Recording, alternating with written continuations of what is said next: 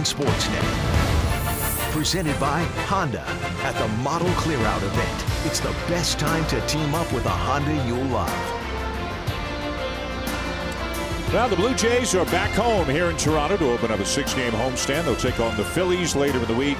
They begin the homestand against the Baltimore Orioles, who are struggling mightily, as everybody knows, as they have it all season. They're 37-87 on the season. They do have a guy at the top of the order in Cedric Mullins they're excited about. Adam Jones has moved over to right field. Mullins just beginning his major league career, and like Danny Jansen for the Blue Jays, is off to a terrific start. And speaking of Adam Jones, he is still an Oriole, had 10-5 rights, so he did not allow himself to be traded at the trade deadline. He's moved to right, but Buck, over the years, we've seen him come up with a lot of big hits against the Blue Jays. Been a good player for the Orioles for a long time, and the Blue Jays pitchers know all about Adam Jones. Marco Estrada making his 22nd start of the season. Estrada is 6-9 with an ERA under 5. He's thrown the ball very well of late, and that's a key for Marco. He's established the fastball very well. That has set up his changeup. That's always his bread and butter pitch. But I think more curveballs lately have led to his success over the last 3 starts. So here is the rookie Mullins, a guy with good speed for the Orioles, as he takes a fastball there for a strike. And we're underway here at Rogers Center on this Monday night. A little bit cloudy, but the roof is open. Pretty nice night. And it'll be Mullins, Jonathan Villar, and Trey Mancini for the Orioles here in the first. 23 degrees at game time here at the ballpark. Mullins, this is his 10th major league game. He's got 12 hits, 5 of them doubles, 1 a home run. Made his major league debut 10 days ago as he chases that one. And obviously, Buck, given where the Orioles are, and it's kind of where the Blue Jays are and then some, they're going to take a look at any of the good young players they have in their system. Yeah, they want to see everybody here at the end of the season just so they can start to make plans for the following years. But Mullins is certainly in their plans. And the young players really seem to have trouble with that Marco Estrada changeup. Well, they sure do. Let's take a look at the defense. Strikeouts and fly balls. That's the key for Marco Estrada when he's on his game. In the outfield, Granderson, Pilar, and Grichuk. But you see behind the plate is the rookie, Danny Jansen, catching Marco Estrada for the first time. It's significant because Marco, as we all know, doesn't call his own game, doesn't shake off the catcher. So the entire game calling is in the hands of the rookie, Danny Jansen.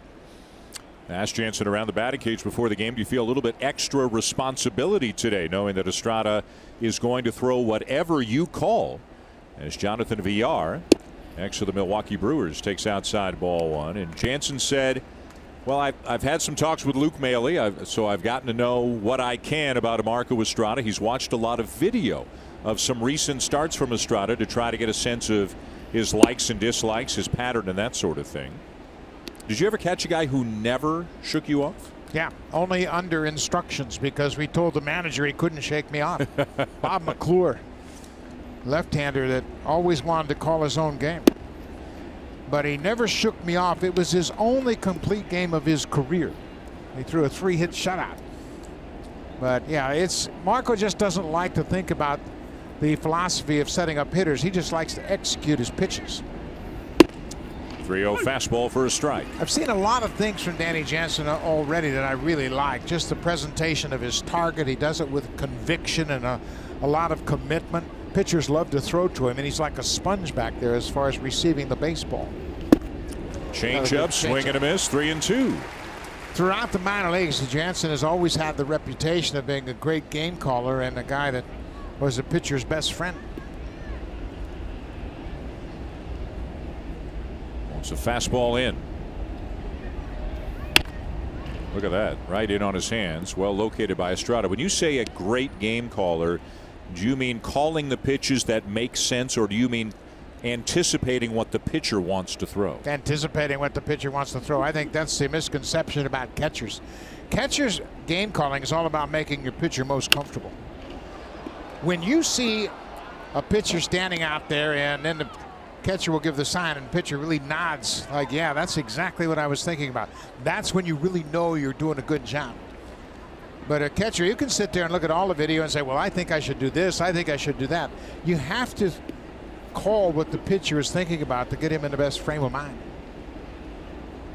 Coming back in with a fastball. And a miss down low, and Estrada unhappy as he issues a 1-out walk to VR. And that's the one thing Marco knows he can't avoid, because he's going to give up some fly balls, and occasionally those fly balls are going to go out of the ballpark. So the fewer walks he has in a ball game, the better off he's going to be, because he doesn't get many ground balls. He doesn't get many double plays, so he has to eliminate those base on balls. Good numbers in his career against the Orioles, especially good numbers here in this ballpark against the Orioles, as Trey Mancini sends a fly ball slicing towards the right field corner. Grichuk is there, and he made the catch. Deep down the line in fair territory. A nice play by Grichuk for the 2nd out. Brando Grichuk can really play right field, and he's really gotten comfortable playing here at Rogers Center. He's got good speed, he has good recognition, and he's fearless. He goes down into that corner, and this ball is slicing away from him all the while. And for a while, it looked like it had a chance to get off the fence, maybe even go out of the ballpark. But Grichuk does such a good job of staying with it. He took one peek to see how much room he has, and he catches it right before he hits that fence down in the corner. Not much room in foul territory down there, and he made a nice running catch for the 2nd out of the inning. So 2 down, and the batter now is Adam Jones, the longtime Oriole, hitting .285 on the season. The runner is going. Jansen's throw down, the tag. They got him. The tag on the back of VR, who's given a little bit of a stare down to Dan Bellino, the second-base umpire. Will the Orioles ask to have a look at this? You see it so often on a stolen base attempt, but VR's already walking off the field right now. And will Baltimore even ask for a review? And it looks like Buck Showalter says yes. They want to have a look. Yeah, I thought the same thing. I think the tag is high on VR's body. Watch the tag and where it is. And I think he had a hand in there before the tag was made. VR has good speed, a very aggressive base runner. It's just his 3rd stolen base attempt. But there the hand is on the base before the tag is applied. That throw was just to the first base side of second, so Urania had to come inside the base to catch the ball. By the time he puts the tag on him, I think it's too late. Wasn't the easiest pitch for Jansen to make a throw on. He made a good throw, but a little bit high, and by the time the tag came down, and it sure does look like he was there in time. And this one probably won't take all that long to overturn. Danny Jansen has caught just 2 of 9 to this point. But another look at the tag, the hand of VR on the base, and you can see it's clearly on the base. And now the umpires have their decision. And he's safe. So they'll overturn it. The Orioles will keep their challenge, and VR with a stolen base. His 3rd on the season, and a runner in scoring position with 2 down. Marco Estrada taking advantage of the delay to stay loose and throw a couple of warm-up pitches. The pitch was ball 1 low to Adam Jones. Mentioned Adam Jones, a longtime Oriole, a 10-5 guy, which means 10 years in the big leagues, the last 5 with his current team, and that gives you automatic no trade protection. You have to approve a deal in order to get dealt. Jones decided he didn't want to do that given whatever opportunities may have presented themselves to him, so he'll finish out the year with the Orioles, but it seems highly unlikely he'll be back in Baltimore next season. Yeah, he's not so sure about that. He says, you know what, there is a chance I could come back, but he didn't like the options he was given in that trade period. He said, you know, it was all about what kind of fit it was, where I was going, who was going to be there with me, and yeah, it'd been nice to be in a pennant race, but it wasn't a good fit for me. They presented those options to me about 4 days before the trade deadline.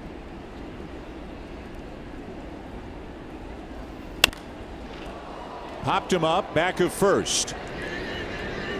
Smoke underneath it in foul territory, makes the catch, and that's all for the Orioles as they leave a runner on at second.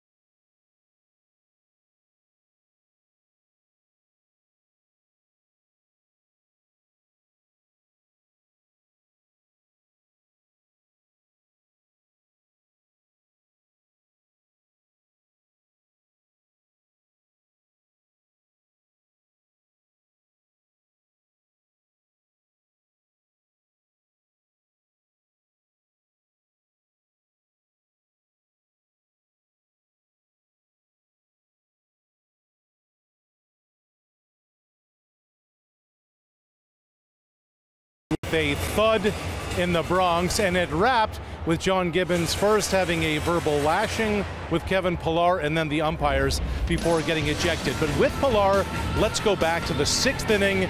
It's a 4-run ball game, and Pillar tried to steal third base from second. He was nailed with a couple of steps to spare, and Gibbons was not pleased. He let Pillar have it in the dugout afterwards, and Gibbons said that play is unacceptable in high school ball, in rookie ball. It shouldn't happen. It can't happen. Now, Pillar was a bit sheepish about it after. He shrugged and said, live and learn. I'm out there trying to make something happen, and sometimes I've got to let things happen. Now, Gibbons was asked today after he slept on it if he said anything to Pillar. His reply, quote, "Not a damn thing. I don't think I need to." He added, sometimes talk is cheap if you talk too much. And Gibbons insisted, I have zero problem with Kevin Pillar, that it was just the decision in the moment that the manager called a lapse in judgment. All right, Arash, thank you. And at least in part due to the fact that Devin Travis is not in the lineup tonight, Kevin Pillar is hitting in the 2 spot, and he has been hot, as you can see, on this 6-game hitting streak. And Randall Grichuk has enjoyed seeing Baltimore pitching over the course of this season. Andrew Kashner is on the mound for the Orioles, and he starts Curtis Granderson with a strike. 31-year-old Andrew Kashner's in his 9th big league season, his first season in Baltimore, and it really hasn't gone all that well. He's 4-10 with an ERA closing in on 5. This will be his 24th start of the season. And Granderson with a roller into the shift, and the play is made by VR for out number 1. And here comes Kevin Pillar. You just heard Arash's report, and obviously it was not a good day yesterday for Pillar, but as Gibbons said, he has, quote, zero problem with Pillar. And then he went on to say, it's hard for me to find things to be unhappy with Pillar about, how hard he plays, how he plays through injuries. That didn't make Gibby any less angry yesterday, because he's right. It is a play that should not be made, down 4, 2 outs, trying to steal third and that sort of thing. But it looks like on both sides, as soon as the sun came up today, it was over. Yeah, you have to put those things behind you, but at the same time, John Gibbons had to make a point. You know, it's hard to play this time of the year if you're the Orioles or the Blue Jays, given where they have been in the last couple of years. But this is when you find out what the players are all about and how their concentration is, because it's tough to play in these situations when you don't have much to play for. But you still have to have the pride to come every single day and play it correctly. And Pillar stays hot as he lines one into left center field, cut off by Mullins. Pillar on his way to second and in there with a double.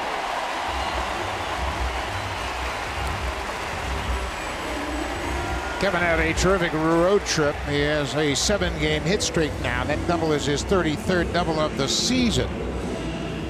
His 4th double during these 7 games, but he hit that ball in the alley, and you can see why the Orioles are high on Cedric Mullins, their center fielder. Look where Mullins is. He's shaded over a little bit to right of center, and then gets over and cuts this ball off and fires it back in quickly.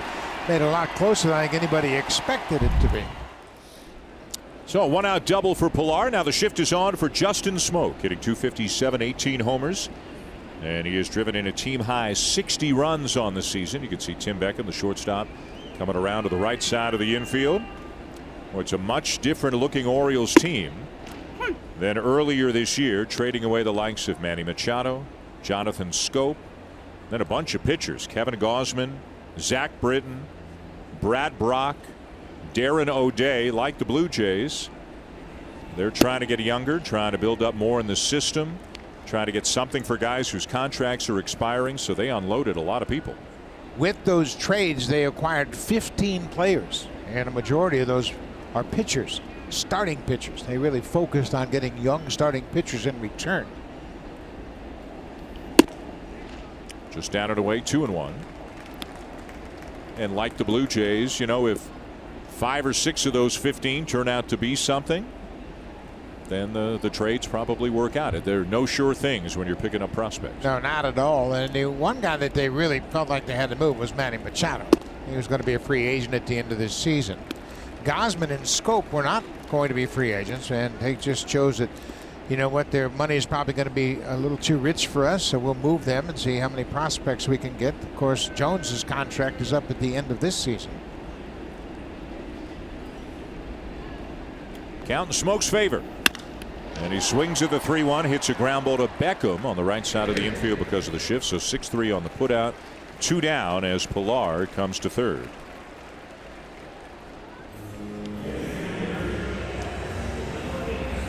And that'll bring up Kendrys Morales. Comes in here sporting a 4 for 7 lifetime matchup, if you will, against Andrew Cashner. 4 hits in 7 at bats. Hitting .248 with 14 home runs on the season. Switch hitter batting for the left side. The shift remains on. Outfielders are straight away on Morales. Looking to come up with a 2-out base hit to break the ice here in the bottom of the first. A tough weekend that I'm sure the Blue Jays would like to put behind them as quickly as they can. Didn't play clean baseball, didn't get good pitching, gave up a lot of runs. A high fly ball, but lots of room out there for Gentry. Morales flies out, and Pilar's double is stranded at third.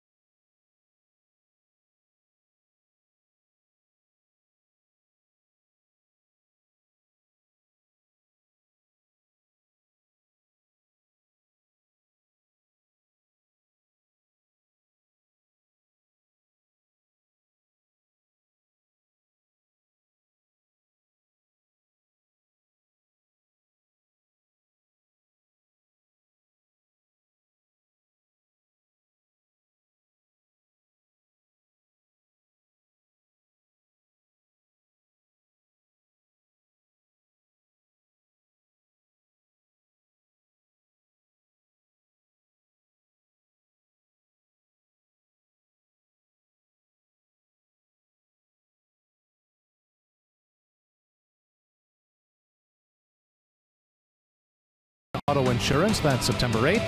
When Cleveland comes to town, a 4 o'clock start. BlueJays.com for tickets. The first 20,000 fans on that day will receive a R2D toque, a fixture in the Schulman household, I'm sure.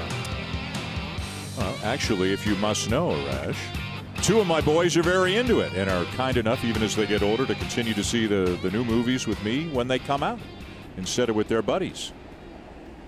Wouldn't you give anything to see Arash show up like in a Chewbacca costume on Star Wars Day? He could pull it off.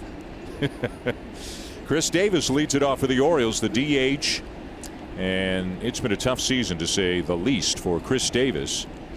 He is hitting .166 on the season, and this is actually the highest his batting average has been since the 3rd week in May. This is a guy, obviously, in prior years has been one of the better power hitters in the game, but over the last couple of years the numbers have continued to diminish. And you know, to play virtually every day and here in late August to be at .166. And he's popped one up left side. Russell Martin, the third baseman, who was in the shift. A long run over near the seats, and he gets there.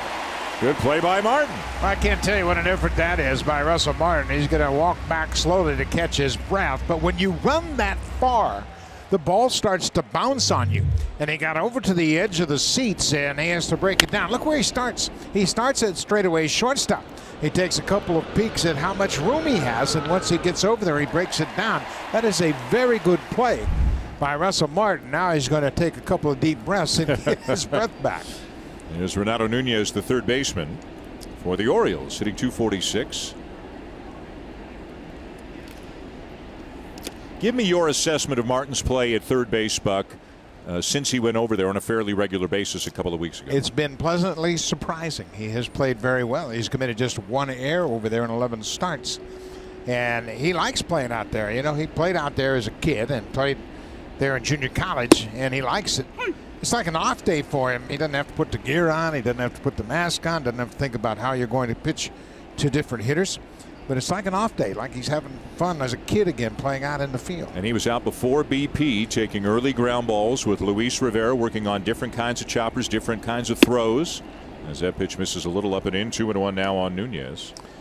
Well, Russell's done that all throughout his career, fielding ground balls, even when he was catching every single day. And I think it's a good practice for him. He's such a great athlete. Keeps his hands sharp, keeps his hand-eye coordination keen. Good change up there, 2-2. We saw Nunez earlier in the season with Texas, and he hit a home run off Jay Happ on the 29th of April right here at Rogers Center. He went from Oakland to Texas, and now with Baltimore. Jansen wanted a changeup, wanted to go back-to-back, but Marco just missed down and away. As waiting on deck is Tim Beckham, the Baltimore shortstop. Estrada coming off a win over Kansas City his last time out. Got him another changeup, and this time Nunez chased, 2 down. Marco Estrada does not have a fastball count. It doesn't make any difference what the count is. He'll throw that changeup any time, and you can see the grip on that changeup. Basically a circle changeup, and he imparts a lot of four-seam spin. The reason it's so effective is because it's exactly the same spin as his other pitches. It looks like a fastball to the hitters when it comes out of his hand and never gets to home plate. So 2 down and the base is empty, and here is Tim Beckham, who has been playing shortstop on pretty much a regular basis after the Manny Machado trade. Beckham, a former first overall pick by Tampa Bay in 2008. And got established in the big leagues for good in 2015 as a 25-year-old, but has never really been able to live up to the hype of a 1-1 pick. No, not at all. And this is his second season in Baltimore. He's been injured a lot this year. He had a real bad groin injury, and he was on a disabled list for a long time.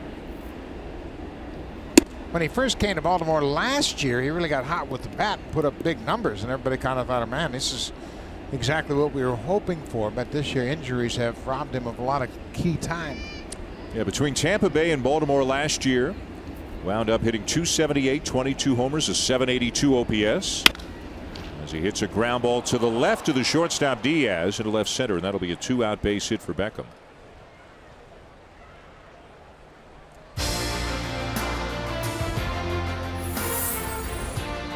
The 2018 Honda CR-V, where style and versatility come together. Opening game of a 3-game series between the visiting Orioles and the Blue Jays, with the roof open right now, but Rogers Center, no score here in the early going, along with Buck Martinez and Arash Madani. I'm Dan Schulman. Glad you're along with us. And here's Craig Gentry, the left fielder. Gentry just back recently from a fractured rib that cost him the better part of about 7 weeks this year. And he's going to try to bunt for a base hit. He's going to test Martin, and Martin just can't get him. Gentry runs well. Very good throw by Martin, but Gentry is just safe at first base. Craig Gentry's always been a very good bunter. He utilizes that great speed, and he took a peek at Russell Martin with 2 outs and took advantage of it. They're going to have a look at it, but I think it was a safe call all the way. Russell's back behind the bag at third. He reacts quickly and makes a nice play of it. But Gentry just runs too well. Russell fielded it cleanly, made a strong throw, but it's not in time. I don't know that there's much that Martin could have done any better than he did. Gentry's just got a little bit too much speed. And it's first and second, 2 down now for the number 9 hitter, the catcher, Caleb Joseph. Hitting .213 on the season with 3 home runs. You know, one thing about third base, especially third base these days, is you get tested in a lot of different ways. We've seen the pop-up that Martin had to get in the shift. There's a bunt base hit that forces you to charge. At certain times you have to keep an eye on the runner and the hitter, depending on how many outs and where the runners are, kind of angling your body, looking at the runner at second. That one looked a little bit high. Joseph thought so. You know, and when you're a third baseman these days, you're probably playing shortstop 25% of the time. Yeah, a lot of defensive shifts take you out of a normal position at third base. But I think because of the shifts, it doesn't really call upon your range as much as it otherwise might have. Estrada trying to get out of it. Good job by Joseph to lay off that changeup. Estrada started against the Orioles back in April in Baltimore, gave up 4 runs in 4 innings, took the loss, and then picked up a win over Baltimore, 6 innings, 2 runs allowed in a game here on June the 10th. 1-2. And he got him. Fastball inside corner. Joseph didn't like that one either, but it sure looked good. And the Orioles will strand a couple.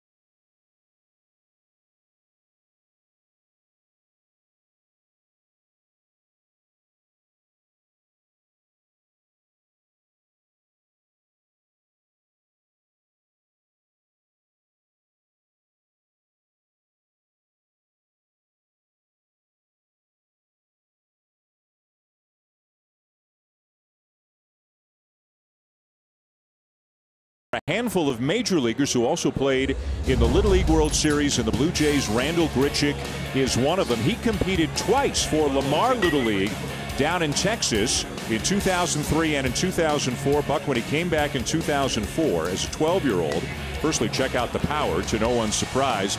As best we can ascertain, Grichuk went 11 for 17 with like 4 or 5 home runs his second time around in the Little League World Series. And I got this video of him, and we'll see Devin Travis in a moment. And when I showed it to Grichuk on my phone, I said, look what we've got. Look what we're going to run on air. The first thing he said is exactly the same thing that Travis said. He goes, man, the game looked so easy back then when I was a kid. Now, obviously, at 11 or 12, guys who go on to the big leagues are terrific players. But it was amazing how they both broke into big smiles and said, man, I love those guys, and I've still got my jersey, and I've still got my cap, and I remember the teams that we played against, and I remember the details. And, you know, they've got memories of their Little League World Series days that are almost as big to them as what they're doing right now in the big leagues. Absolutely, and you dream about those things when you're playing in Little League Baseball. It was always a dream of everyone to go to the Little League World Series, and then to be able to continue your baseball and find yourself playing in the big leagues is pretty special.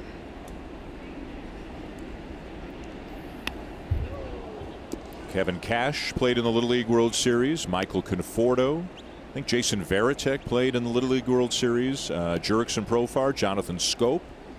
Todd Frazier. Got to play there this week and took his kids up there to experience what he lived as a 12-year-old. Pulled down to third. Backhanded stop Nunez. And Grichuk is retired. Well, let's take a look at Devin Travis. This is 2003. Travis is from Florida, and his team made it all the way to the championship game of the Little League World Series before losing to Japan. And first shot, Travis hits a bullet into left field. And Devin was like, he wasn't a big kid, like 4'11", 100 pounds. But check this one out. Travis deep left field. Check out the smile. Got the same smile today. Isn't that good? That's his dad.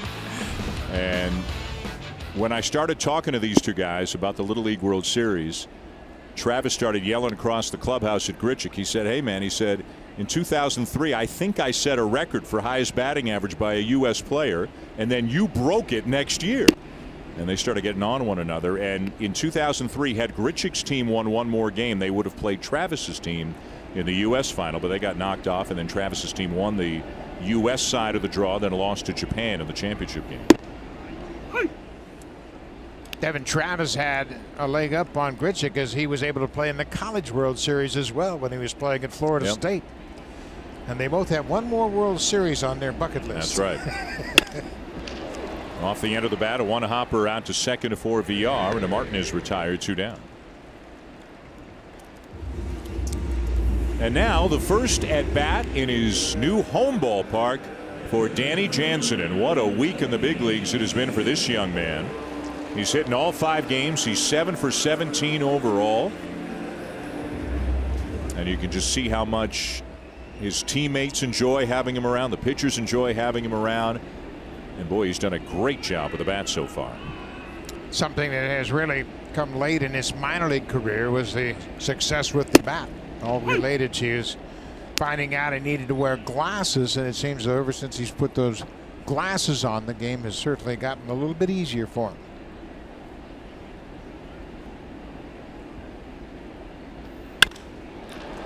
Lines one to right field, and it hangs up long enough for Jones to run it down. Jansen retired. The Blue Jays go in order on only 9 pitches in the bottom of the second.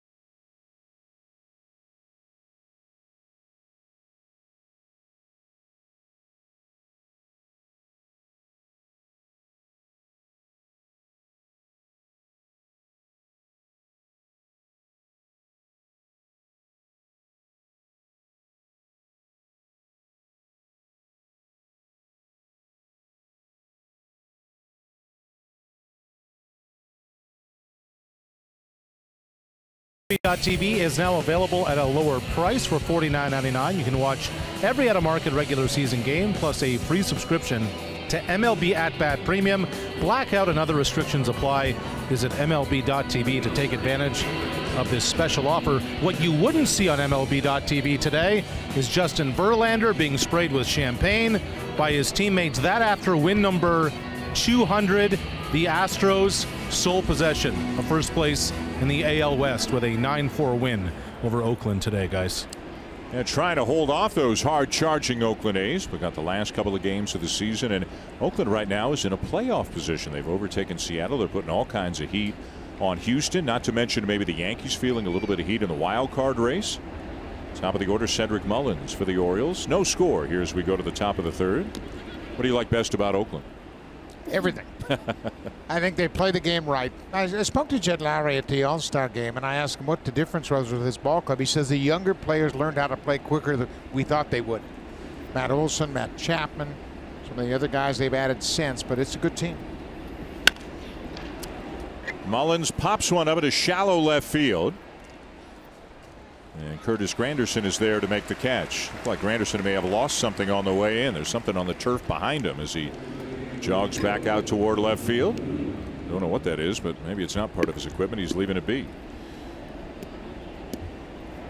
Well, Oakland making a lot of noise in the American League and got to be a lot of concern right now. Yeah, they got the best record in all of baseball, but the Red Sox are wondering about Chris Sale back in the DL with some shoulder inflammation, and what an enormous loss that would be for them if he's not able to get back and be himself in time for the postseason. Yeah, the first time he went on the DL, you thought it might be precautionary, just a chance to give him a rest. But the second time is a bit alarming. How about tonight in Seattle? You got a great pitching matchup and a chance for King Felix to reestablish himself, pitching against Houston and Garrett Cole. Hernandez had been put in the bullpen after James Paxton got hurt. He's come back to the rotation, and now he's got a chance to start in a very meaningful game for the Mariners.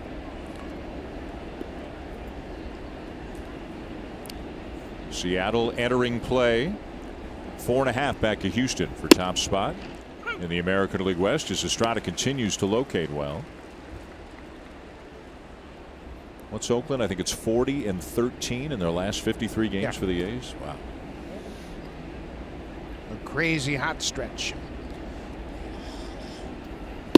There's a curveball taken low, 2-2. So Oakland's won more games in their last 53 than the Royals or the Orioles have won all season. And that's what it takes to really get into the pennant race and get a hot streak like that. And a little flare is going to drop into left field. That's a base hit for VR. So he's on base for the second time today, held to a single by Granderson. And you saw a couple of guys, speaking of guys on the DL, Marcus Stroman with a blister, Brandon Drury, who took the hard cast off today. You can see he's got more of a splint on right now, and he'll be reevaluated in a week. So it's still going to be a while, but he is starting to get closer. Lourdes Gurriel Jr. has started a rehab assignment with Buffalo. He could be back for the weekend series against Philadelphia. And there is some Aaron Sanchez news to report as well. Sanchez is making a rehab start in Double-A tonight. And if all goes well, he might start Saturday against Philadelphia. The Blue Jays have the benefit of an off day, so they can rejig their rotation just a little bit. Sean Reed-Foley was sent back down to the minors today as Luke Maile came off paternity leave. There's a lot going on, Buck. Luke Maile came off paternity leave and rejoined the team. And there's Thomas Pannone, who's going to start Wednesday here against Baltimore. That was Pannone on the right, Ryan Barucki on the left.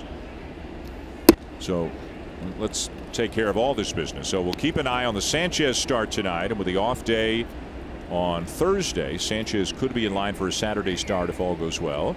And we want to say congratulations to Luke Maile as he and his wife welcome their first child, Evelyn Charles Maile.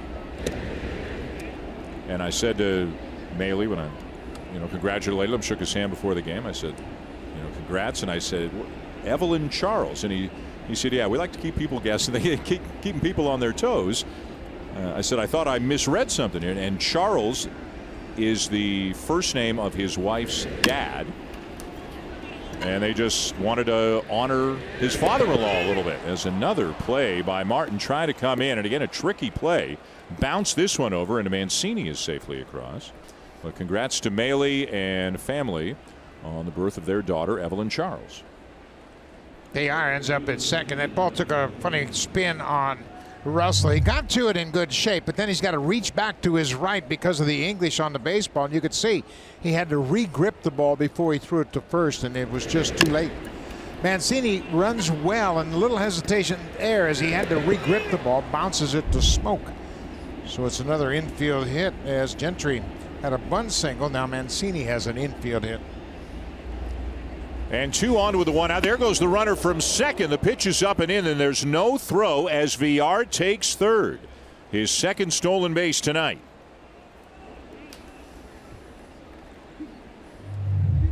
Got to stop the runner and look at Estrada. He never looks back, and VR picked up on it.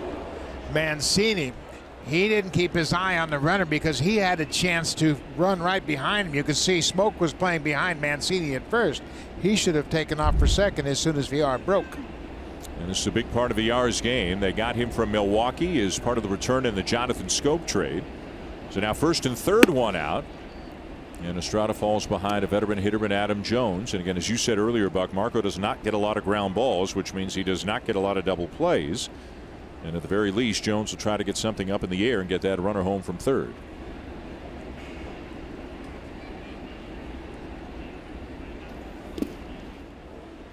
Everything plays into Jones's hands in this situation. Runners at the corners with 1 out. Estrada's a fly ball pitcher. Jones wants to hit a fly ball in this situation to cash in at least one of these base runners.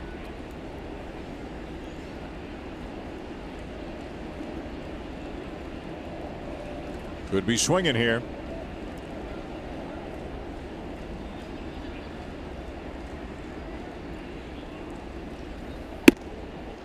And they're loaded.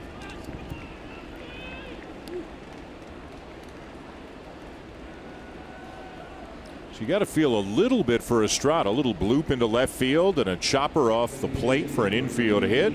But now the walk complicates things and loads the bases with only one out. Yeah, when you look at the scoreboard and see 4 hits, you go, boy, Marco's giving it up, but he hasn't really given up any hard contact.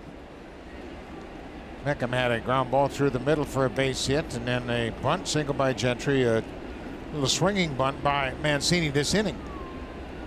Chris Davis. Change up, swing and a miss. Davis popped up his first time up. You saw 8 career grand slams.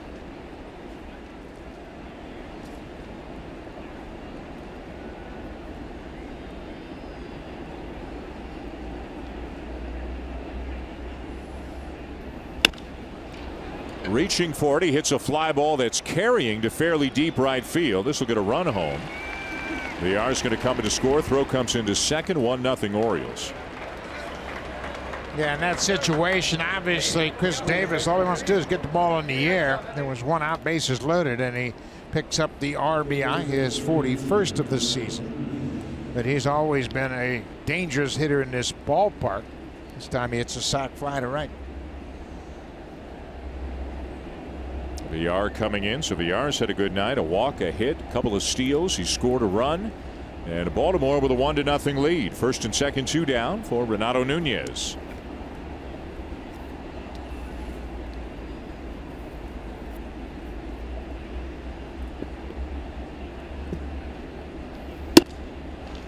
And right over the outside corner for a strike, 0-1. Do you still think there's a chance Marco Estrada could be traded by the end of August? Yes. I think Marco's thrown the ball very well, and given his postseason resume and how well he has pitched in postseason, I think he is an attractive pitching target for these contending ball clubs. It's a free agent at the end of the season, so again, in that kind of a situation, the Blue Jays, like a lot of teams, would be looking to get whatever they can for guys whose contracts are up at the end of the year. I think there's a fit in Milwaukee. I think there's a fit in Oakland. I think there's probably a fit in Washington. And it's interesting, he has played for both Washington and Milwaukee in the past. But yeah, I don't know that the Blue Jays are just going to move him to move him. But if there's an attractive trade put on the table, they would certainly listen. You talked about how much of a fly ball pitcher he is. You know, teams who pitch in bigger ballparks, a Seattle, for example. Seattle, Washington's a big ballpark. Washington is as well. The Dodgers. Yep. Might especially have an interest in a guy like Estrada. And 2, you know, maybe back in the National League where they haven't seen him for a while. Yep. I think that's a real benefit for a team in the National League picking up Marco Estrada, because he's a totally different pitcher than he was when he pitched in the National League. He has really mastered his command and mastered that changeup. And he's got a terrific record in the postseason. In my mind, he pitched 2 of the biggest postseason games for the Blue Jays back in 15 and 16. 0-2 again.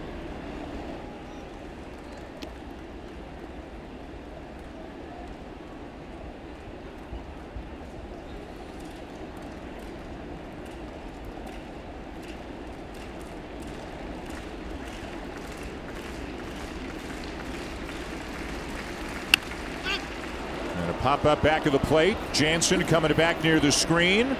Has room and makes the catch. That ball drifting back on him towards fair territory, but a nice play by Jansen and just 1 run for the Orioles.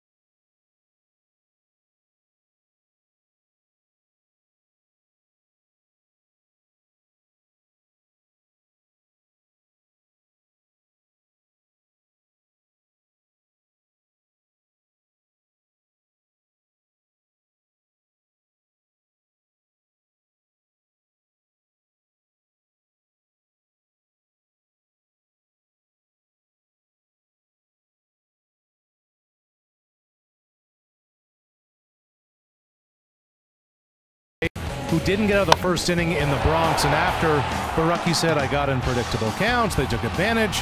I made a bad pitch to Bird, and he took advantage of it. There you see the grand slam there. It's all part of the growing pains for a young pitcher who says the biggest thing from it is to sweep it under the rug, act like it didn't happen, and work on his 5-day routine to get ready for the next one. Borucki said, it's not going to be the last time I'm going to get my brains beat in a little bit. He said there will be times where that stuff happens. You just have to move on. So a good outlook from the kid who's getting used to the ups and downs of big league life, guys. Arash, thank you. And I think the Blue Jays have always been a big fan of the mindset of Ryan Borucki. And he appears to have all the intangibles in order to put it behind him and get ready for his next start. Yeah, he sure does. It was his 10th start, and it certainly was disappointing in Yankee Stadium. First time he goes to Yankee Stadium, but that's what the big leagues is all about. Aledmus Diaz hooks a ball to left field, but making the catch, Craig Gentry. And with an update, Jamie Campbell.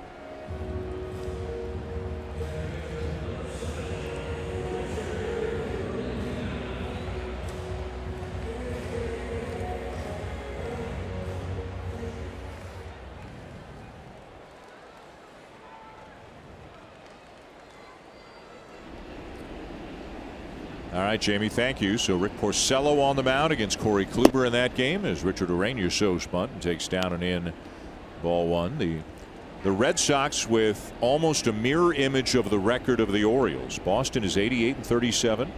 Baltimore's 37-87. So Baltimore is 50.5 games out of first place with about almost 6 weeks to go in the season. The interesting thing about the Cleveland Indians is they are 7 games under 500 against good clubs. Clubs with a 500 or better record. Cleveland is 20-27. And of course, the Red Sox are much better than 500. Yes. And Corey Kluber's getting hit around a little bit tonight. Well, the Indians have benefited from playing in by far baseball's weakest division. Nobody else in their division is at 500. So they have fattened up on those teams a bit. Still in a short series when you got the starting pitching that they've got. You never know. The Indians have the best starters ERA since the All-Star break at 2.67 coming into this game tonight. But they've got some of their key players dinged up right now. Edwin Encarnacion for one. But how about that series? They have 4 MVP candidates playing in that series at Fenway Park. Lindor and Ramirez for the Indians, and Mookie Betts and J.D. Martinez for the Red Sox. The winner's going to come out of that group in my mind. Yeah. Jose Ramirez is a ridiculously good baseball player. He's hitting .300 with 37 homers, 82 walks, 27 stolen bases, has an OPS over 1,000, has only struck out 57 times, is a switch hitter, can play multiple positions, and he's what, like 5'9", 175, something like that? That's a stretch. And he's got 27 steals, as you mentioned. He's only been caught 5 times. He's got something like 22 more walks than strikeouts. 1 on, 1 out for Curtis Granderson.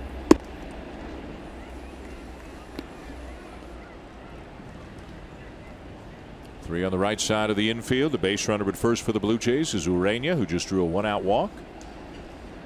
Urania at second base tonight for the Blue Jays. We've seen him move around the infield a bit. Same with Diaz.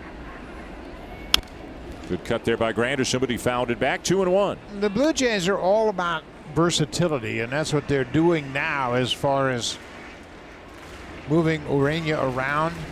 And Eris Solarte, we spoke to him today, said he's feeling a little bit better. He had an oblique strain last year, so he knew quickly to shut it down so it wasn't more significant.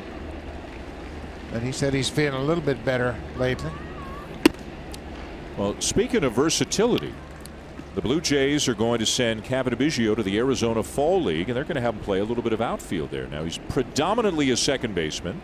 He's played some first, some third, a little bit in right field, but they want to see him get some more reps in the outfield in the Arizona Fall League. As Granderson lines the ball to right field, but right there to make the catch, Jones, 2 down. And this is not to convert him into an outfielder. It's just, again, to increase the possibilities and the options. And obviously, the way the bat is going this year at AA, he's put himself on the map. He's made himself a much bigger part of the conversation within the organization. You'd imagine next year he starts at AAA Buffalo, and whether he's at one position or becomes a jack of all trades remains to be seen. Yeah, and they have so many middle infielders in their minor league system right now that they want to just spread out their options, as you mentioned, and Kevin Biggio really stepped it up with the power this season. He's got 26 home runs and 90 RBIs in Double-A. It's the first time he's really shown this kind of power. Last year he had 11 home runs and drove in 60. So he's now 23 years old. He's still younger than the average player in Double-A, so that's another aspect that's encouraging. Kevin Pillar doubled his first time up.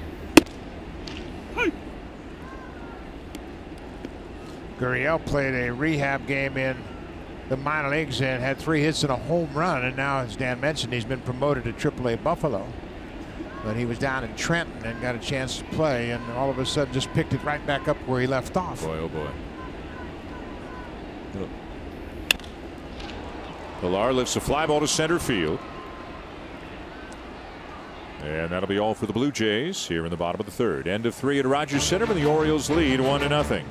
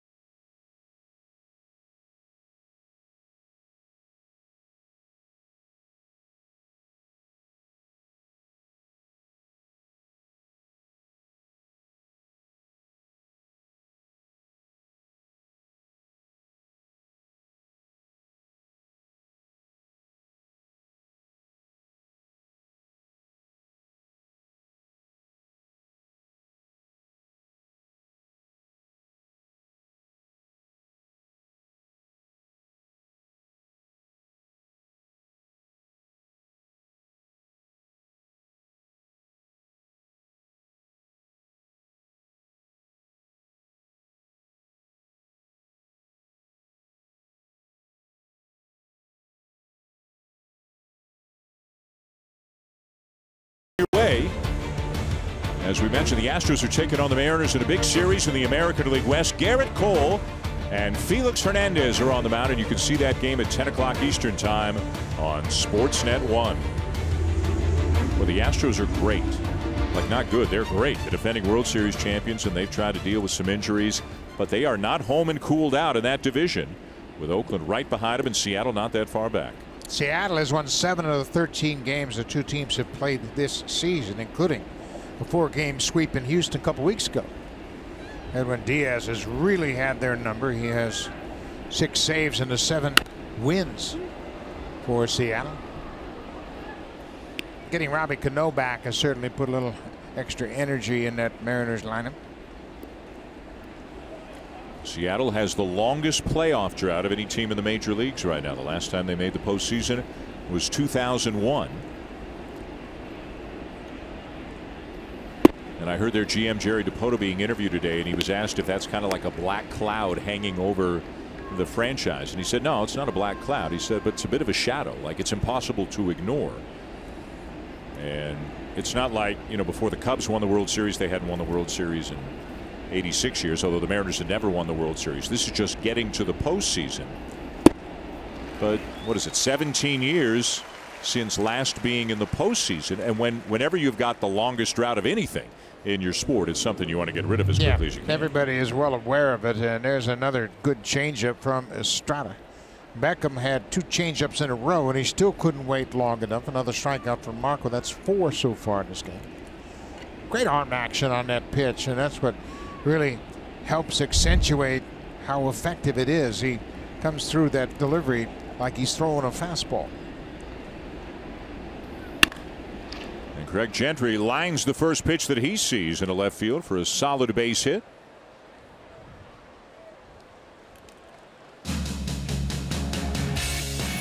Take on any project with Home Hardware, proud partner of the Toronto Blue Jays. Here's how. Here at Rogers Center, the Orioles and the Blue Jays. Dan Shulman, Buck Martinez, Arash Madani. And it's 1-0 Baltimore in the fourth. The Blue Jays are 9-1 against the Orioles this year. 1 on, 1 out for the number 9 hitter Caleb Joseph, who was called out on strikes. Disagreed with 2 of the 3 strike calls his first time up. That's pretty close to where strike 3 was his first time up, but he didn't like it back then. Wouldn't be surprised if Buck Showalter starts the runner here either in a straight steal situation or a hit and run with Joseph at the plate.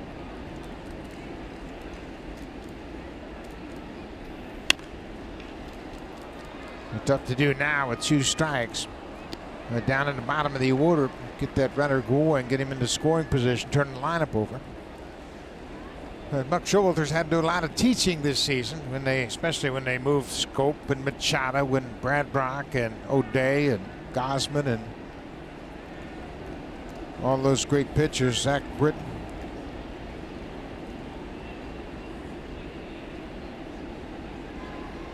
Oh, 2 on the way, and it's golfed high in the air to left center field. Plenty of room for Pilar as he makes the catch. Bluffing has started first is Gentry. He'll just draw the throw and then head back to first.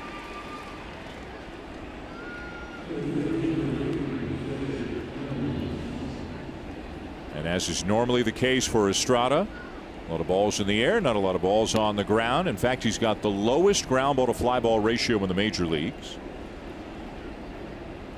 Top of the order here, Cedric Mullins, who has struck out and flied out.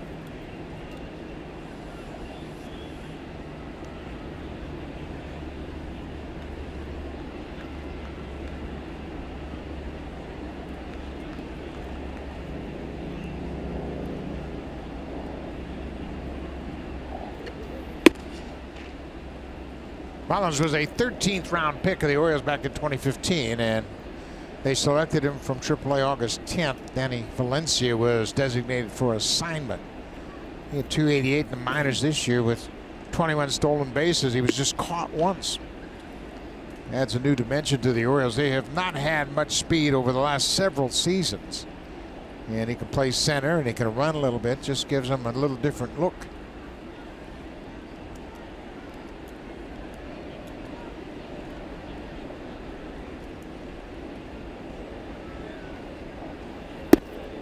Two-0 changeup, but it misses low, ball 3.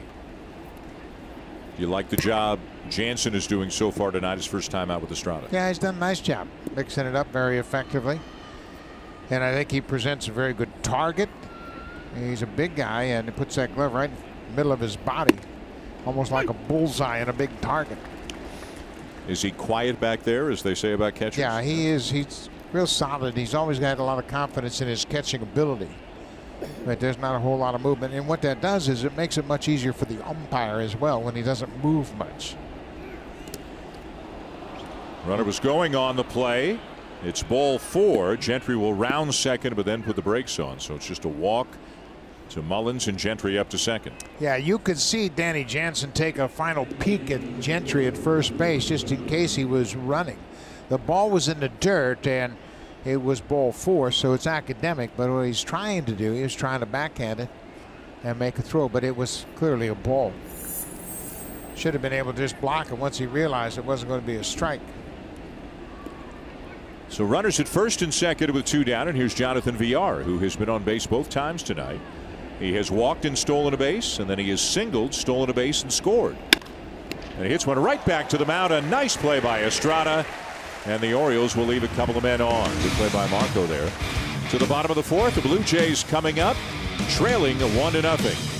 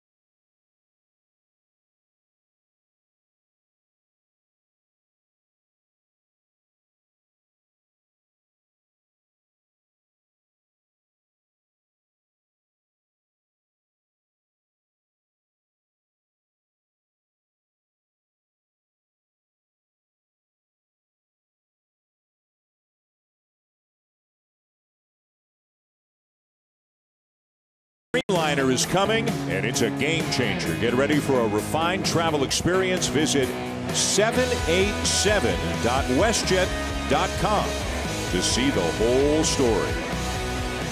And they're honeymooning out on the WestJet flight deck right now.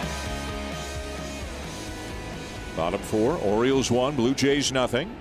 3-4-5 coming up for the Jays. Justin Smoak, Hendrys Morales, and Randall Grichuk against Andrew Kashner, who has been good so far tonight. He's given up 1 hit, 1 walk, and that's it through 3. The 1 hit was a Kevin Pillar double back in the first. He's always been a guy, big guy, throws pretty hard, not as hard as he used to, but has had trouble staying healthy at times in his career, Andrew Kashner, but a guy you always thought might be on the cusp of taking it to that next level. He was involved in some pretty significant trades. We mentioned he came up with the Cubs, and then he was traded to San Diego for a first baseman named Anthony Rizzo. That turned out pretty good for the Cubs. And then later on, he was traded to Miami, and involved in that trade was the Canadian Josh Naylor. He signed as a free agent with the Rangers last year, and now he's been a free agent signed by the Orioles.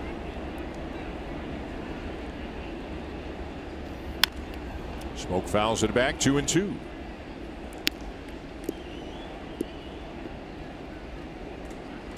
Kashner in his career, 46 wins, 74 losses. A lot of that has to do with the caliber of teams that he's been on at times in his career. Respectable 3.91 career ERA.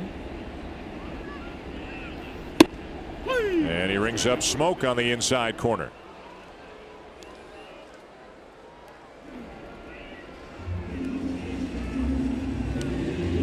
Inside fastball for a strike, and take another look at it. The Super Slow-Mo is brought to you by the Samsung S9 and S9 Plus, the camera reimagined, available now. That fastball with a lot of late movement. It's high enough for sure. Smoke thought it was inside and didn't agree with the call. So now Hendrys Morales hit a fly ball to left field his first time up. It came with a runner at third and 2 down. The best opportunity the Blue Jays have had tonight against Kashner.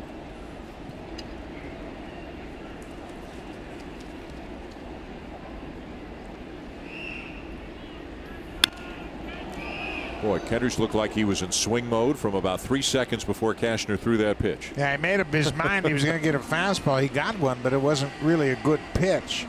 Kendricks had a pretty good road trip. He was 6 for 17 with a home run. That's a .353 average.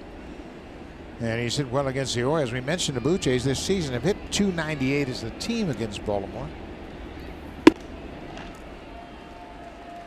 9 different Blue Jays have homered against the Orioles this season, and there's that standard shift we see all the time with Morales batting from the left side. 2-1. Swings at that one, hits it down the right field line. Jones going back, looking up, gone. Morales with number 15 to tie the game.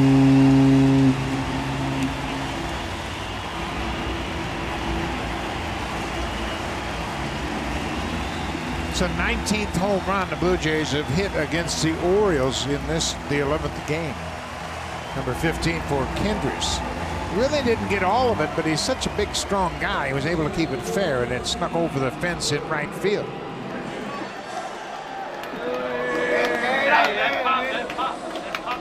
Kendricks hit a home run yesterday in New York to left field off of Jay Happ. He got a breaking ball and hit it over the fence in left in the 6th inning, a leadoff home run. So he has tied it up. Randall Grichuk, I thought when he hit it, Buck, he might have broken his bat. Does it sound a little funny to you? Yeah, it wasn't on the sweet spot. I think he may have hit it off the end of the bat, but he's so strong he was able to get it out. Grichuk hits it hard, but hooks it foul off the facing of the 200 level down the left field line. It's a home run for the 2nd game in a row, number 15 on the season, and he looked like he was hunting a high fastball that entire at bat. Yeah, he had a leg kick working. He expected to get the fastball, and that bat promptly is broke. You see, hit it right off the end of the bat. But he is so strong, he's able to hit it out of the ballpark. Imagine where it goes if he hits it on the barrel.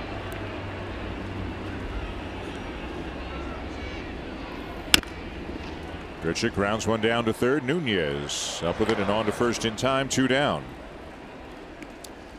Well, one of the many problems for the Orioles this year is they have been prone to giving up the long ball, especially out of the starting rotation. And that continues tonight as Cashner surrenders a home run to Kendrys Morales. Only the Texas Rangers starting rotation has allowed more home runs in the league this year than the Baltimore Orioles. Well, both the Rangers and the Orioles play in hitter-friendly ballparks, but they have not been able to develop homegrown pitching, and that has been a real problem for them over the years.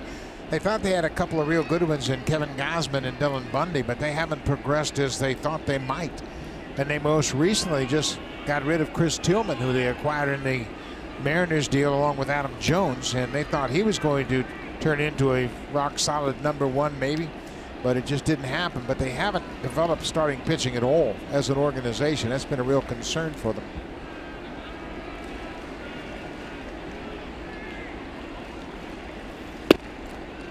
And a strike taken. 2-1 on Russell Martin. The Orioles last year finished 75-87. They are 37-87 at the moment.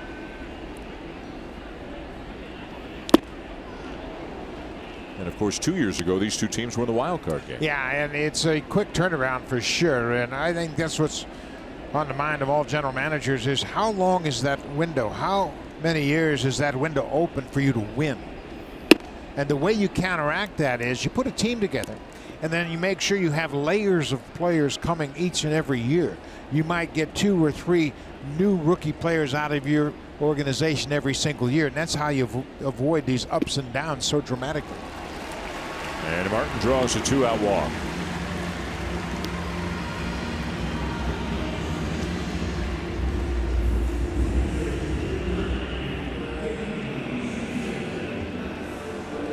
So the Blue Jays have tied it on the home run by Morales. Have a base runner now with 2 down for Danny Jansen, who lined the ball to right field his first time up. When Adam Jones made the catch on that ball, and everybody knows Jones is talkative and he can be very playful with opposing players, he was kind of shaking his head at Jansen as if to say, no, you're not going to get it by me. And Jansen has only been in the big leagues about a week, kind of playfully waved back out at Jones.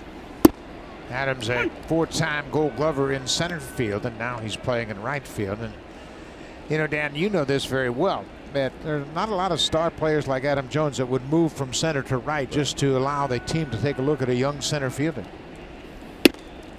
Or even if they had no choice, might not go quietly. Yeah, so, he's done it very gracefully, and obviously he's embraced Cedric Mullins as well. Adam's a great leader, and he's one of the guys that will get on you when you need a kick in the pants, and he'll put his arm around you when you're going through tough times.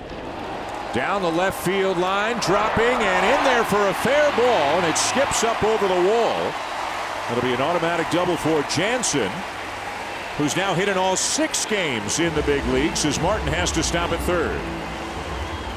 He tried to go to right and said, you know what, there are no hits out there with Adam Jones, so he hits this one down the left field line and bounces it over the fence for a ground rule double. Well, he's done a nice job getting his feet on the ground, and it's a 2-seam fastball. Runs inside, but look how he gets the barrel to the ball, then he's able to draw his hands in. And this kid can hit. He can really hit, and he has a nice approach at the plate. Getting his feet on the ground, and this is his first game at Rogers Center, and he gets a hit in his first game in his home ballpark. Let me ask you, it seems like a fairly uncomplicated swing.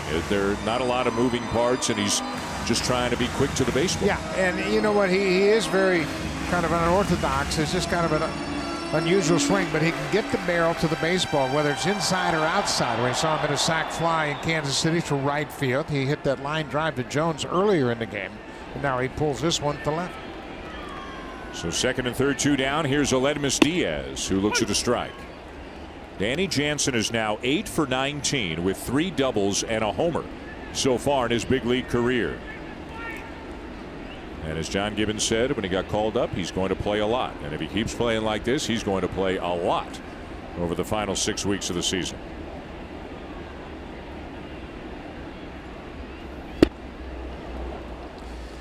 You know, Danny's done a terrific job, and you mentioned the other guys that have had that kind of hit streak to start their career. Jesse Barfield, Ryan Goins, Aaron Hill have all had similar streaks to start their career.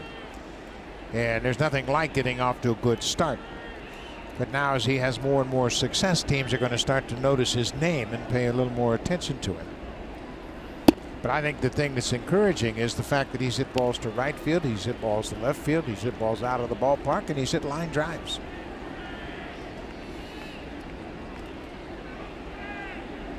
Martin at third, Jansen at second, and Diaz looking for a big base hit to maybe cash in a couple.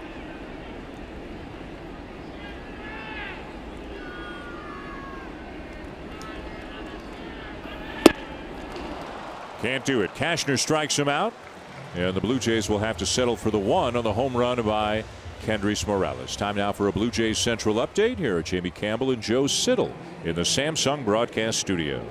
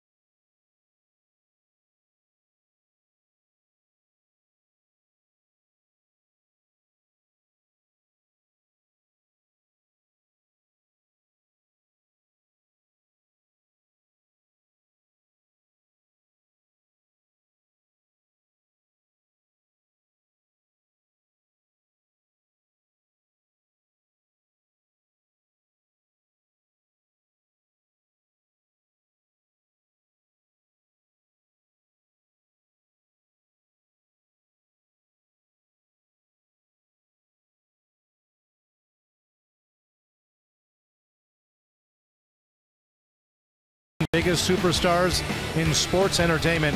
WWE SmackDown Live tomorrow on Sportsnet 360 and Sportsnet Now. Meanwhile, Aaron Sanchez is starting for AA New Hampshire tonight through 3 2/3. Sanchez with 4 strikeouts, 4 walks, has given up 1 earned run on 3 hits. Again, if Sanchez all goes well, the finger comes out okay, Dan, he is slated to come back here on Saturday. That's right. Sean Reed-Foley was optioned down to the minors, but because of an off day, the Blue Jays can space it out a little bit and still be okay. It'll be Sam Gavilia tomorrow night, Thomas Pannone Wednesday afternoon, Ryan Barucki Friday night, and then quite possibly Aaron Sanchez on Saturday. Marcus Stroman still on the DL with that blister, and he put a picture of it out on social media today, and it is pretty nasty looking. Yeah, obviously, when you have a blister that's so severe, you have to go on a DL. It is something you have to give time so it can heal. Aaron Sanchez, as mentioned, has 4 walks, and he has thrown 70 pitches in 3 2/3. And he had 4 walks in his previous outing down in Dunedin, so that's a little bit of a red flag.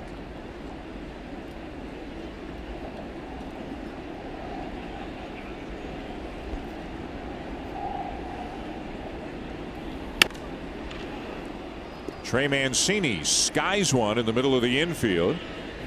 And Richard Urania, the second baseman, making the play, 1 down. Super Slow-Mo Cam. Brought to you by Samsung Galaxy S9 and S9 Plus. The camera reimagined. Available now.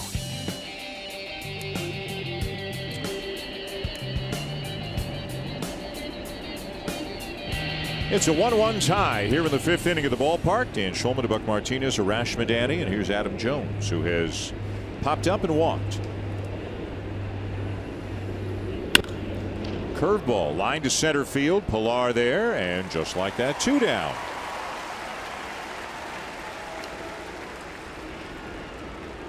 Jones a little frustrated. You talked about it earlier. You don't see Estrada throw a lot of curveballs. Every now and again tries to surprise a hitter with one. Jones was on it pretty good, but hit it right to Pilar. Well, and again, we must emphasize it's not Estrada that's surprising everyone. Right. It's the catcher.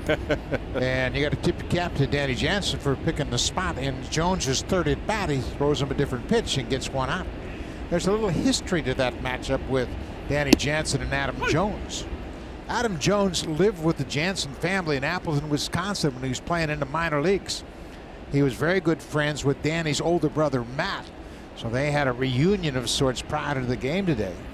But Jones lived with the Jansen family, so they've been staying in touch. And every time Andrew goes to Kansas City, he calls Matt Jansen and brings he and his family out to the ballpark. That explains the playfulness between the two a little bit earlier when Jansen flied out to Jones in right field.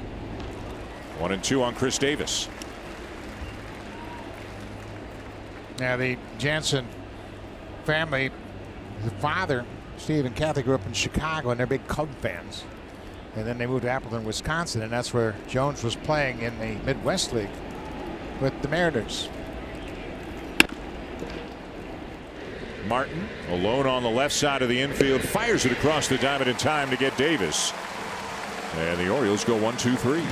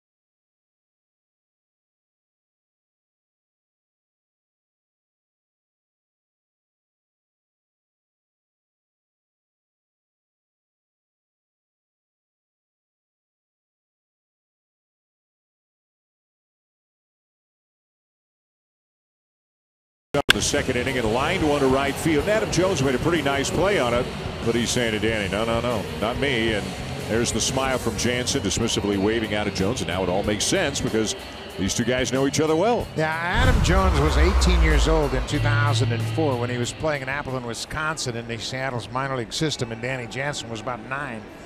And Danny's older brother was the same age as Adam, so they became very good friends, and they still maintain contact. But that was kind of cool. The chance to play with somebody you knew as a kid, and now you're both big leaguers. Well, especially when it's your much older brother's buddy, and now you're on equal footing with him here in the big leagues. Richard Urena leads it off for the Blue Jays.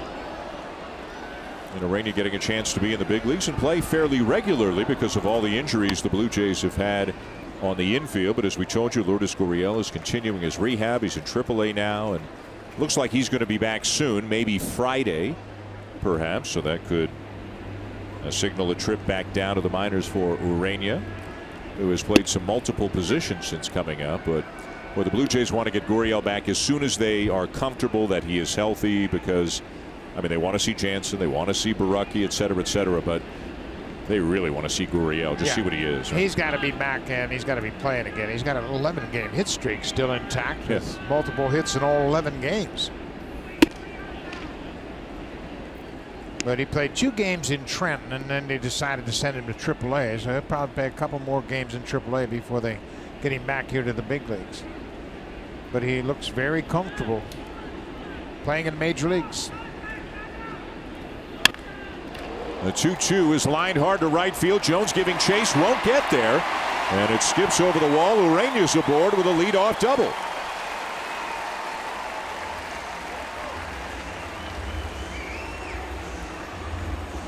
That's the challenges of playing on the corner, as Adam Jones has been in center field for all of his career. And this ball is a breaking ball that's hooked off the bat of the left-handed hitting Ureña, and that ball is hooking away from Jones. So as he gets closer and closer to it, the ball continues to hook away from him. He's not able to get a glove on it and bounces over the fence for a ground rule double. When you play in center field, most of the balls are hit pretty straight at you. But you start getting into the corners and left and right, and that ball will do a lot of nasty things on you. But he just couldn't catch up with that ball. Well, important for the Blue Jays to cash in on this. Leadoff double in the fifth rather, in a 1-1 tie. And Curtis Granderson, a ground ball and a fly ball. Can he at least pull one and advance the runner? And so far, Cashner trying to stay away from him.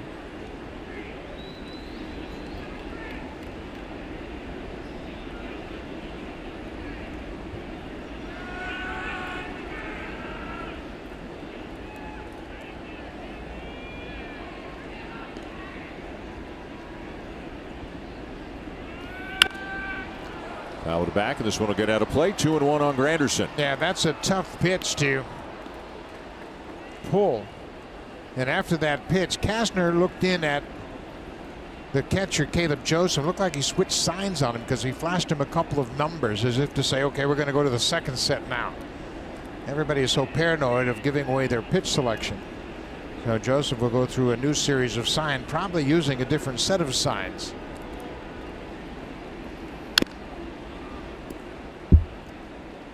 But everybody watches video. Everybody spends hours in front of the video monitors looking at pitchers, looking at pitch selection, breaking balls. So all the catchers, and rightly so, they're very paranoid, changing all the time.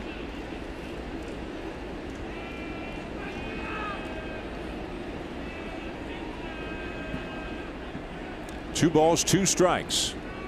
Leadoff double for Ureña. The batter is Granderson. Lays off, and it's full.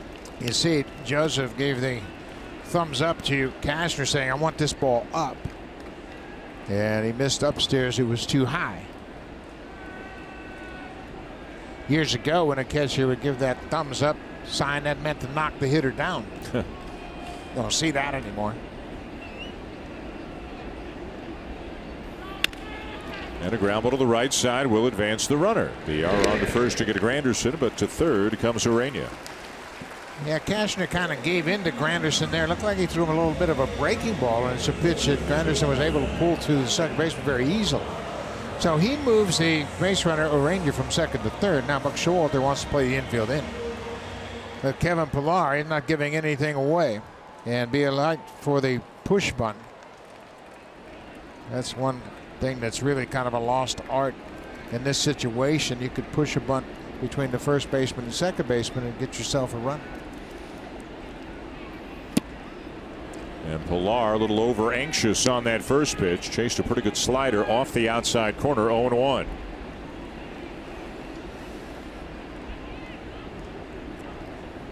Doubled in the first, flied out in the third.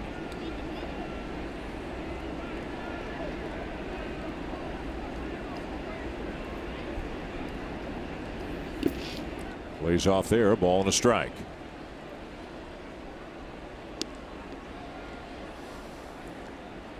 One run, 5 hits for the Orioles. 1 run on 4 hits for the Blue Jays. Opening game of a 3-game set. Here's where you have to set your sights high if you're Kevin Pillar, especially before you get to 2 strikes. Just make sure you get something up that you can hit in the air.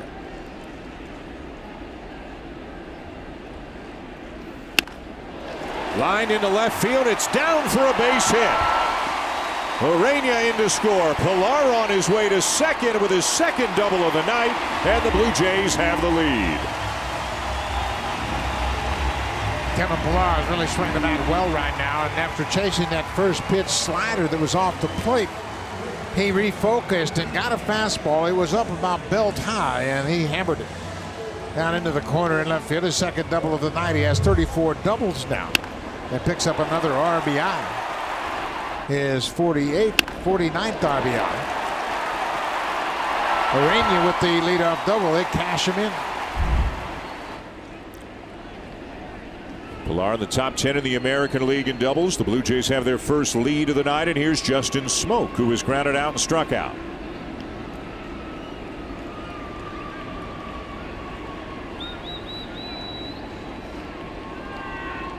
Four doubles and a homer for the Blue Jays. 5 hits tonight.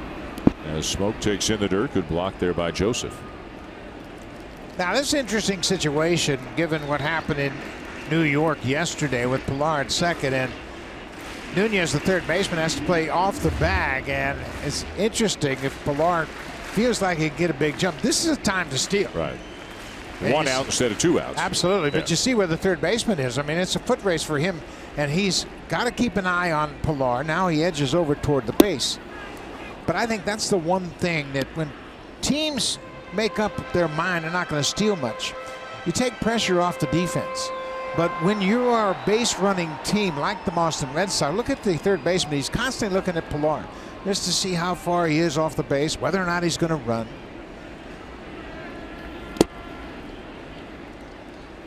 When a base runner takes a lead at second base and gets into the baseline, chances are he's thinking about stealing, and Pilar will move back behind the baseline. He'll take his lead with an angle as if he's going to try to cut the angle around third on a base hit. But watch how he moves into the baseline as the pitcher comes set. Right there, he's in position to get an angle to score on a base hit. Cut down the angle, make a shorter turn at third. But now he'll move back in closer to the baseline once Cashner becomes set. As a pitcher, when you see that base runner behind the baseline, he looks like he's got a huge lead. But then when you move in, it doesn't look so big, and you're actually in the same spot and have the same lead.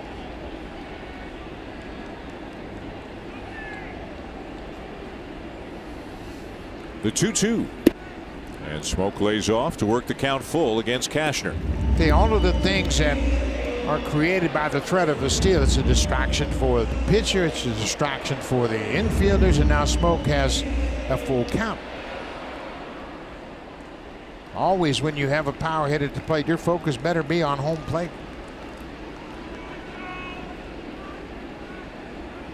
Three-two. Outside, ball 4. Smoak works a walk, first and second with a 1 out for Kendrys Morales, who homered his last time up. And that'll get Cashner a visit from Roger McDowell, the pitching coach for the Orioles. McDowell, the pitching coach, will have a chat with him just about how we're going to attack this. This is his second season as the pitching coach and 13th year as a major league pitching coach. Roger McDowell was a terrific relief pitcher in his playing days.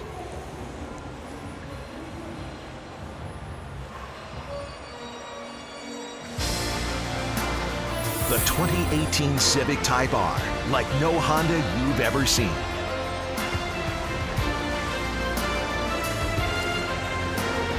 Here at Rogers Center, the Blue Jays have a 2-1 lead in the bottom of the 5th inning, and they're threatening to add on. First and second, 1 out for Morales, who with a home run he hit off Cashner last time up is now 5 for 9 in his career against Andrew Cashner.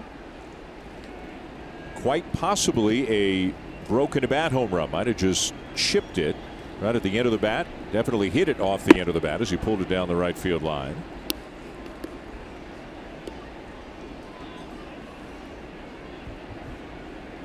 I wonder if Cashner tries to stay away from the fastball as much as he can in this at bat. Yeah, I think most pitchers try to do that with Morales.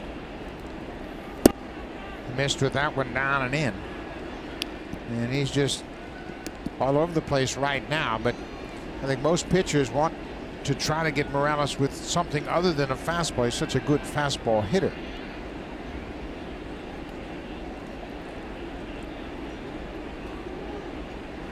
Orioles haven't scored many runs for Cashner, so it's imperative that he tries to keep the Orioles as close as possible. Got a fastball, drilled another one, and hits another one out, way up into the second deck. Second home run of the night for Kendrys Morales.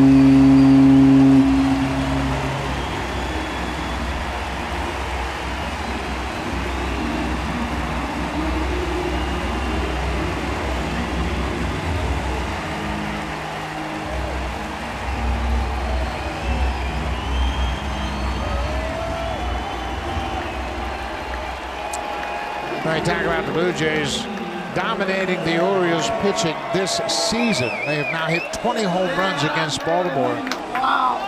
In this, the 11th game, and Kendrys Morales, 2 home runs tonight. He's got 16 now.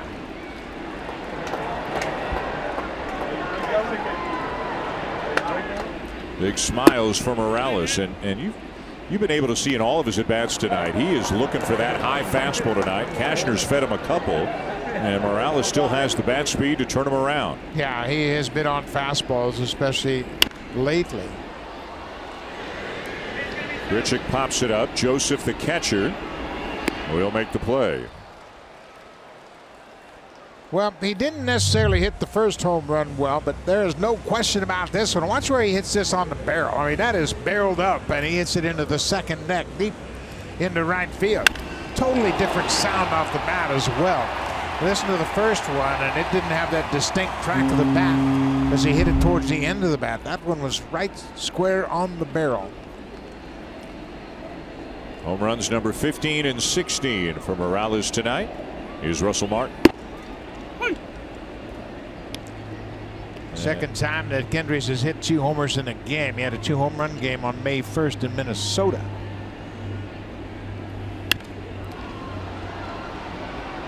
He has come from a long way to get to where he's gotten in the last couple of months after the kind of start he had this season. Yeah, he started the season trying to wear glasses. That didn't work out so well. He hit 178 in April with a homer and 8 RBIs. Had 3 more home runs in May, but then it's been consistent as he has continued to hit the ball well. 338 in July. And he's hit some home runs here in the month of August. 22nd career multi-home run game for Morales.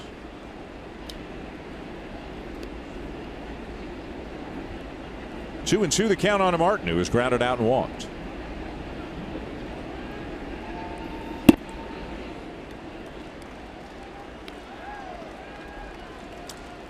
You know, and you can see the respect that he has from all of the younger Latin players. I mean, he's got respect from all the players on the team, but specifically you see Diaz and Solarte and Gurriel when he's here, and Hernandez. I mean, they gather round when Kendrys Morales is in the vicinity, especially when he's swinging the bat well, and he is swinging it well tonight.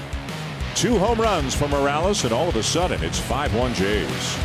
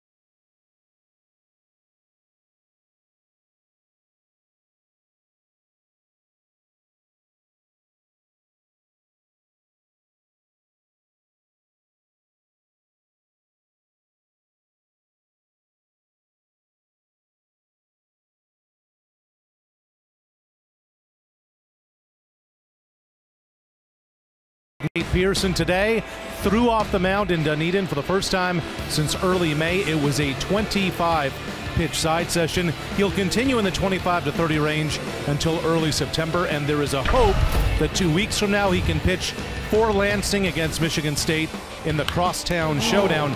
Pearson, of course, suffered that non-displaced fracture in the long bone in the forearm on this line drive back on May the 8th. The Blue Jays would like Pearson to pitch in the Arizona Fall League in October and November, but Dan, that'll depend on his health and progress.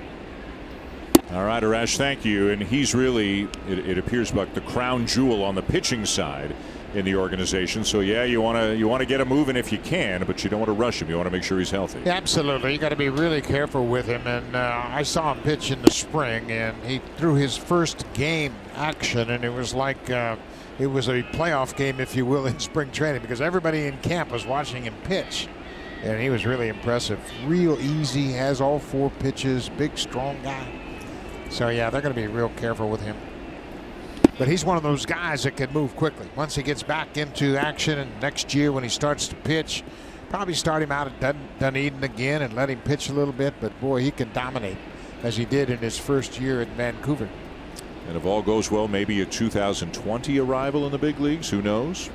Seems unlikely for 2019. Estrada right at the knees on the corner, 2-2 on Renato Nunez. But changes are already happening at a number of fronts, as we've seen in recent weeks, and they will continue to happen. Danny Jansen now up for the last week. Thomas Pannone making a start Wednesday. Well, you never really know how things are going to unfold, and Danny Jansen might not be here had it not been for the injury to Solarte. And they needed an extra infield, and that infielder was going to be Russell Martin. So then they called Danny Jansen up, and he looks like he's very comfortable. He's hitting all 6 games. Now you've got Justin Schaefer, Tim Mazer back up. They're getting younger, but, you know, it's because they have earned it. Danny has made dramatic strides at the plate and behind the plate. Mazer's had a good season in AAA. Schaefer's been terrific in the minors in AA and AAA this year. 3-2. You know, there are some players in the minor leagues that say, you know, what about me? What about me? Well, it's all about what you do and where your position is, and if you're going to have an opportunity to play up here. Danny Jansen has an opportunity to play because of the situation with Solarte, and Martin's had to play third base, so there's plenty of opportunities to get him behind the plate.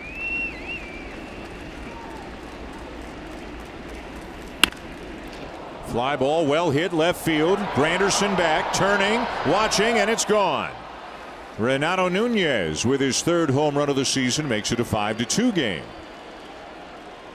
We mentioned that Nunez hit a home run earlier this season against Jay Happ while he was playing with the Rangers, and he gets that high fastball just kind of out over the plate. Didn't really have a good part of the inside part of the plate, just kind of out over the plate, and he took care of it and hit it over the fence in left center. Trying to come inside, and it's out over the plate. You can see it's almost center. The fastball, and Estrada, he knew that that one was not going to stay in the yard.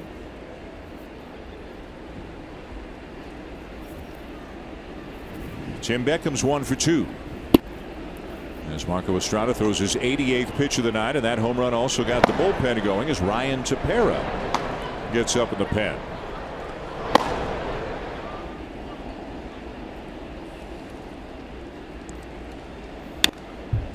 Nunez has hit a home run for 3 different teams this season. His first home run as a member of the A's against Texas, and then his second home run a member of the Rangers against the Blue Jays, and now he's hit one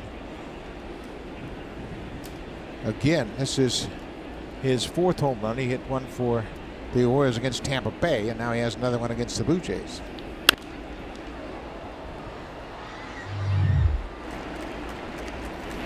That fastball, and Marco will get away with high fastballs if he gets it in, and that one was out over the plate, and just got too much of the plate. Still a 3-run lead for the Blue Jays thanks to that 3-run homer. Kendrys Morales hit in the bottom of the 5th, his 2nd home run of the night. A check swing on that changeup. Another play for Martin wide of third, on to first in time. 1 down.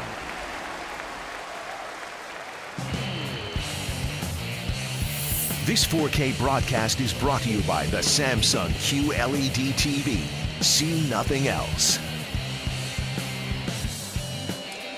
Here at Rogers Center, nice night, roof open, Blue Jays leading, opening game of a 3-game series. And Morales is the man of the moment, the man of the hour right now with 2 home runs in this game. Greg Gentry has a couple of hits, a bunt single, and then a more conventional base hit to left field. Estrada really patient with that first pitch curveball. He drops it in there to get ahead of Gentry.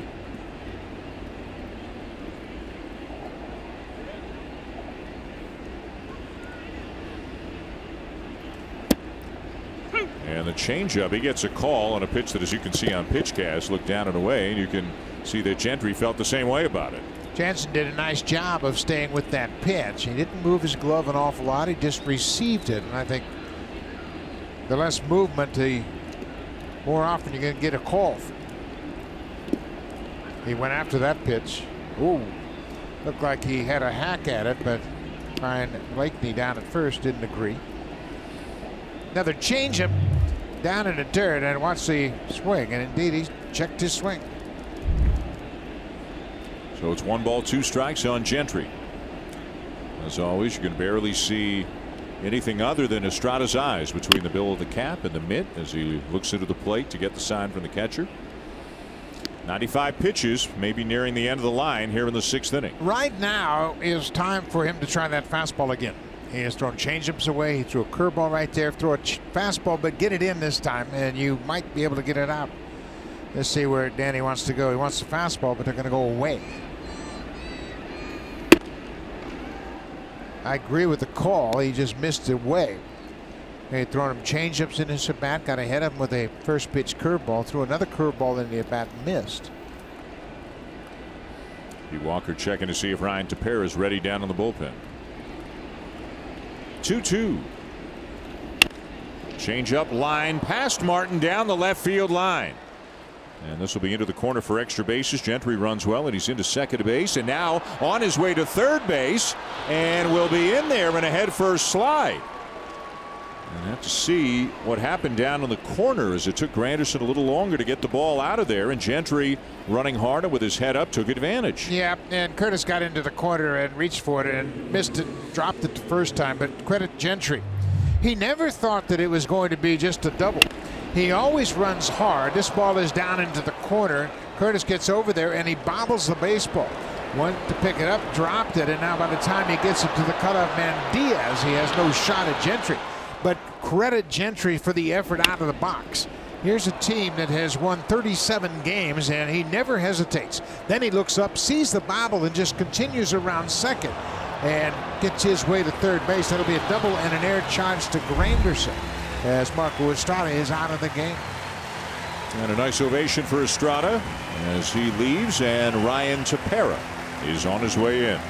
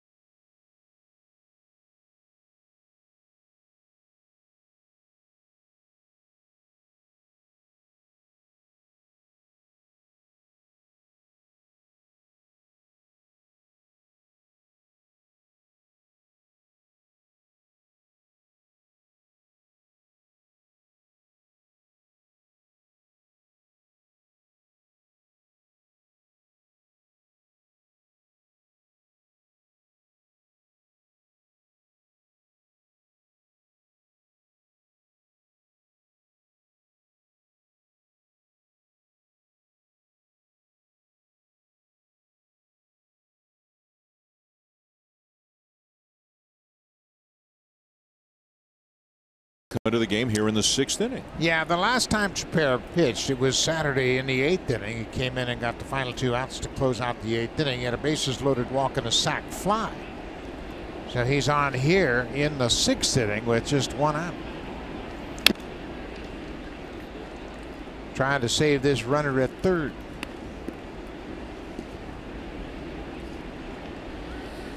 It's 5-2 Blue Jays. Runner with third, one out. With the Jays leading by 3, they'll play the infield back and see the run as Pete Walker and Marco Estrada break down his effort tonight. Joseph, a strikeout and a fly ball to center. Tepera's had his problems when he inherits base runners. He's allowed about 50% of the runners to score. 12 for 25 have come in, and he's got an inherited base runner just 90 feet away.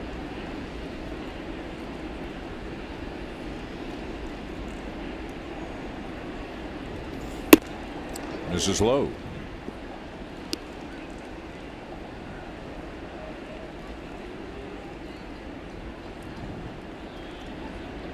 Tepera's been the setup man, the closer, been on the DL, come back.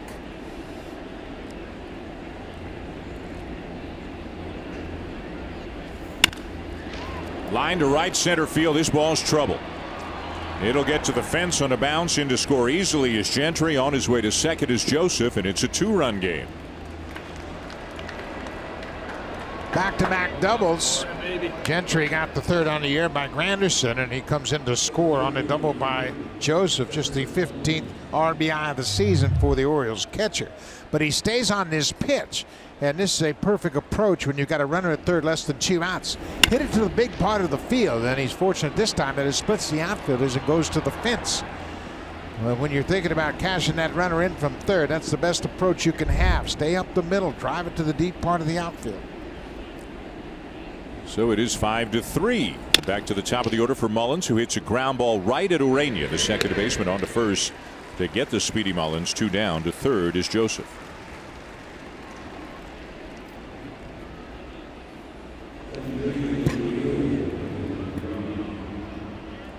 So Marco Estrada will wind up getting charged with 3 runs, all earned, in 5 1/3 tonight. 7 hits, 3 walks, 4 strikeouts. In line for a victory if the bullpen can keep the lead the rest of the way. The batter was Jonathan Villar, who was walked, hit a base hit, and grounded out.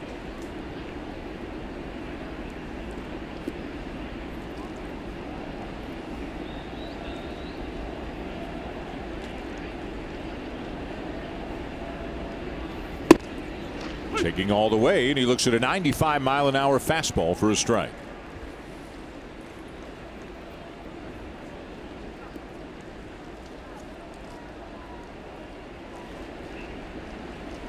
Indians and Red Sox are now tied at 3 in the bottom of the 6th. The Rays are up 1-0 on Kansas City, and to 5 at the Trop.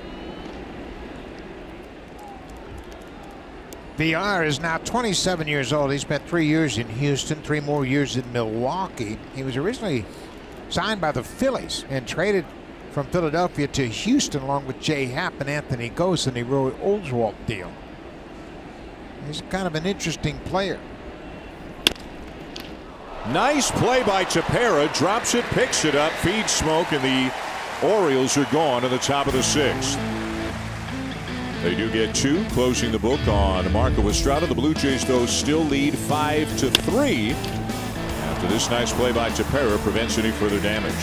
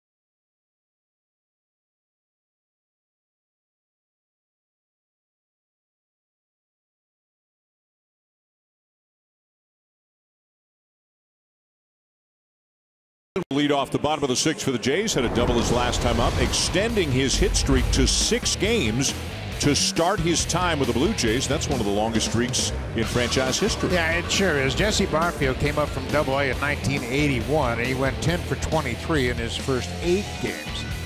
Hit 2 home runs and drove in 7. Ryan Goins in 2013. Junior Felix way back in '89, 6 straight. Now Danny Jansen. Jansen's done some damage.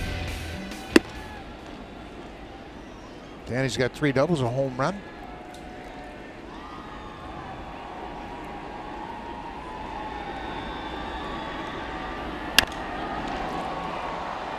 Fly ball to shallow right center field. And here comes his buddy Adam Jones again to make the catch 1 down as we check in with Jamie Campbell.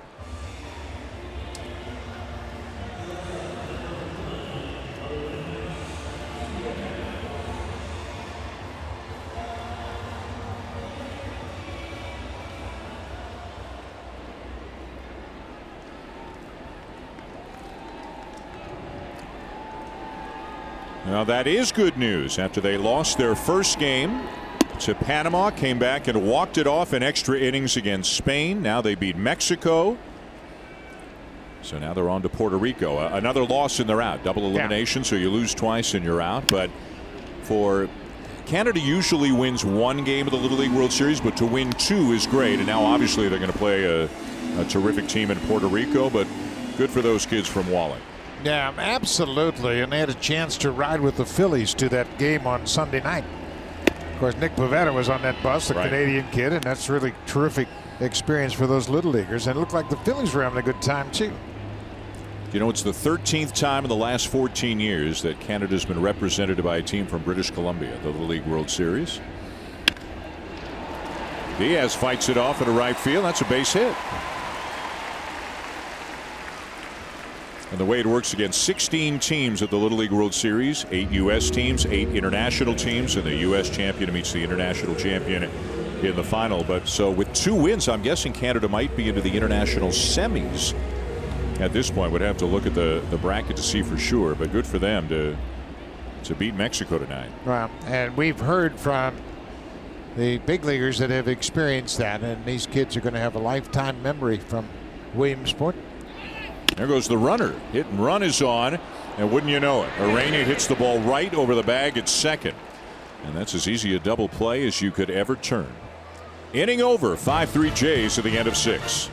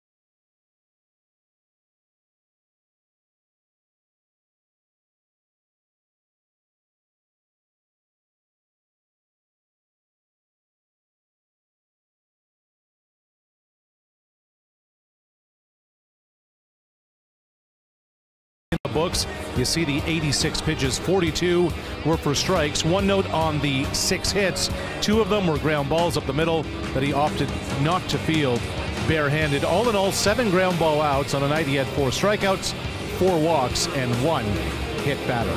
Guys? Well, I guess the next question is, Buck, is that enough to warrant him coming back to the big leagues and starting on Saturday. Yeah, I think so. It's 86 pitches. Obviously, everybody is concerned about a 100-pitch limit, and if he threw 86 in his second rehab down there, he's probably ready to go. But you know what? You'd like to see him a little bit better command, 4 walks and a hit batter. But other than that, I mean, if he's healthy, sure, you want to see him pitch in the big leagues and especially finish up the season on a positive note. Yeah, 42 strikes, 44 balls, not ideal, but they need a starter for Saturday. So I don't know if we'll find out after the game tonight and give his post-game comments or not, but we'll find out over the next couple of days for sure if Sanchez is on his way back to the big leagues. Meanwhile, Ryan Tepera's back out of the mound for the 7th. Trey Mancini will lead it off for the Orioles. Blue Jays up 5-3. It'll be Mancini, Jones, and Davis. 3-4-5 in a Buck Showalter's Orioles lineup. Well, one thing about this Orioles team, when you play them now, no Darren O'Day, no Brad Brock, no Zach Britton. Right. And that used to be a great formula for Buck Showalter. Back into their bullpen, you wouldn't score many runs against them. But it's a different story now, so you'd like to think that if the Blue Jays can keep this Orioles lineup off the bases, they have a chance to win this game. Meanwhile, activity in both bullpens. Mike Wright Jr. is up for the Orioles. And on the other side, you've got Jaime Garcia and Jake Petrichka up for the Blue Jays. So Petrichka potentially pitching later in the game, in a game in which the Jays are leading, than Tepera is. Lazy fly ball to right field off the bat of Mancini, and Grichuk there, 1 down.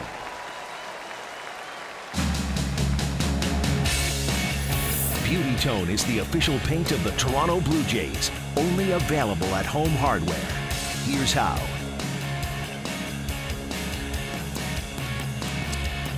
We had some pretty good cloud cover at the beginning of the game, but no rain. The roof has remained open the entire evening. Nice night, a little bit of a breeze. And the Blue Jays enjoying a 5-3 lead on the Orioles here in the 7th as Adam Jones steps in 0 for 2 with a walk.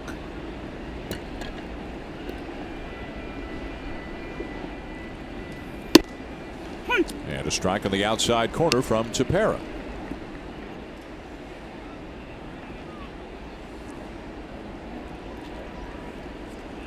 Another game tomorrow night, the second game of the series. Sam Gaviglio and Dylan Bundy. And then a quick turnaround to a 12:37 start on Wednesday afternoon. There's Gaviglio, who will start tomorrow night. And then Wednesday afternoon, we'll get a look at Thomas Pannone as he gets the start for the Blue Jays against Baltimore right-hander David Hess. All of a sudden, it's a young rotation, isn't it? Yeah, it is, and it happened very quickly. Look at the movement on that pitch. Big slider. Really had a lot of late movement on it and then broke hard. Jones waves at a couple of pitches, probably off the plate outside, and looks like John Gibbons has a pitching change on his mind. Here's a grip of that hard breaking ball. Watch the break. It takes it all the way off the plate outside, and Jones missed it by a foot. So Tepera gets 2 outs here in the 8th. Left-handed Chris Davis is the hitter, so Tepera will turn it over to Jaime Garcia.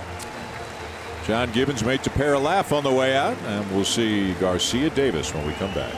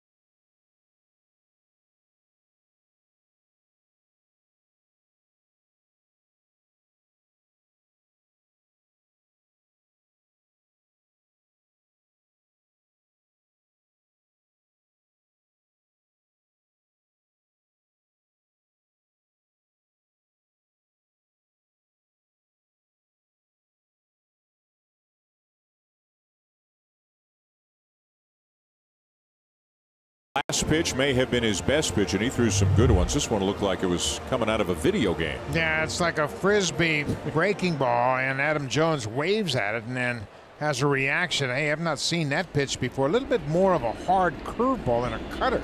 And you can see Jones's reaction. He said, wow, that's a different pitch than I've seen before, but Tepera had a lot of depth on that breaking ball. So he goes an inning in the third. Now Jaime Garcia in to face the lefty, Chris Davis. 2 down on the bases empty. Blue Jays up a couple here in the 7th. Garcia continuing to transition into a relief role for the rest of the year for the Blue Jays. Done a nice job pitching out of the bullpen, and it's in a situation where he comes in. If he throws strikes, it's no problem. And I think he's pared down his selection. Uses fastball, breaking ball. Doesn't throw many changeups. Doesn't need to. Chris Davis is 0 for 3 going up against Jaime. 6 straight scoreless appearances for Garcia as he misses a little bit high. This is a challenge for Danny Jansen too. I mean, Jaime's always been known as a guy who's difficult to catch. Everything moves. The control can come and go. And Jansen's kind of getting a crash course in catching big league pitchers right now. Yeah, especially in the case of Garcia, because Jaime signed late, and when he did pitch in spring training, the veterans Russell Martin and Luke Maile wanted to catch him to get comfortable with him. So I'm sure Danny didn't have a lot of opportunity to catch Jaime Garcia in spring training.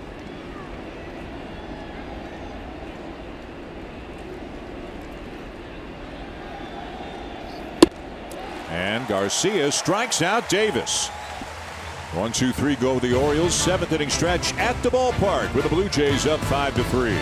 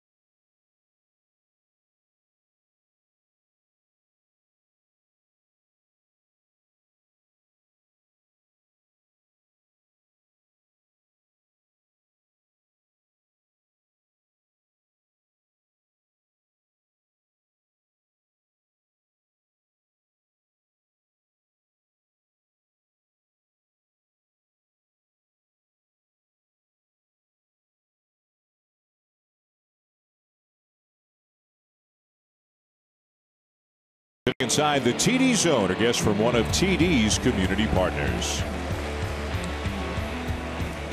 End of the line for Andrew Kashner. He goes 6 innings, gives up 5 earned runs on 7 hits tonight. The strikeout totals have been really low recently, just 2 tonight in 6 innings. And really his biggest problem was Kendrys Morales. Other than that, he did pretty well tonight. Yeah, Kendrys with 2 home runs, and he drove in 4 of the 5 Blue Jay runs. So Kashner is out, and just those 2 pitches.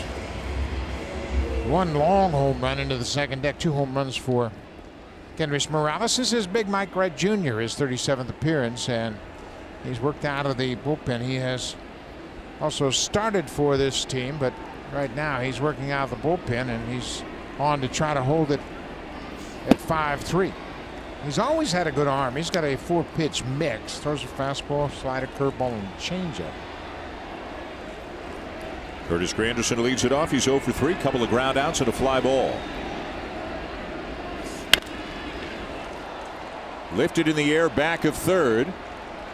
Out goes Nunez. In comes Gentry, and wisely it's Gentry who takes charge. 1 down as we send it back to Jamie for an update.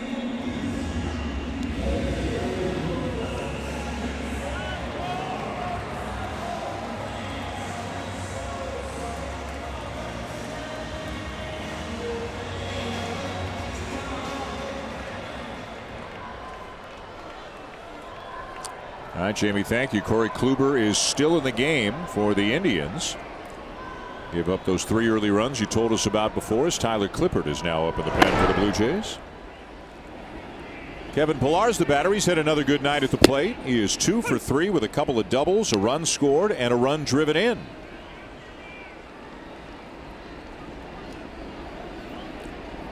Blue Jays being out hit 8-7, but leading 5-3. Bottom of 7.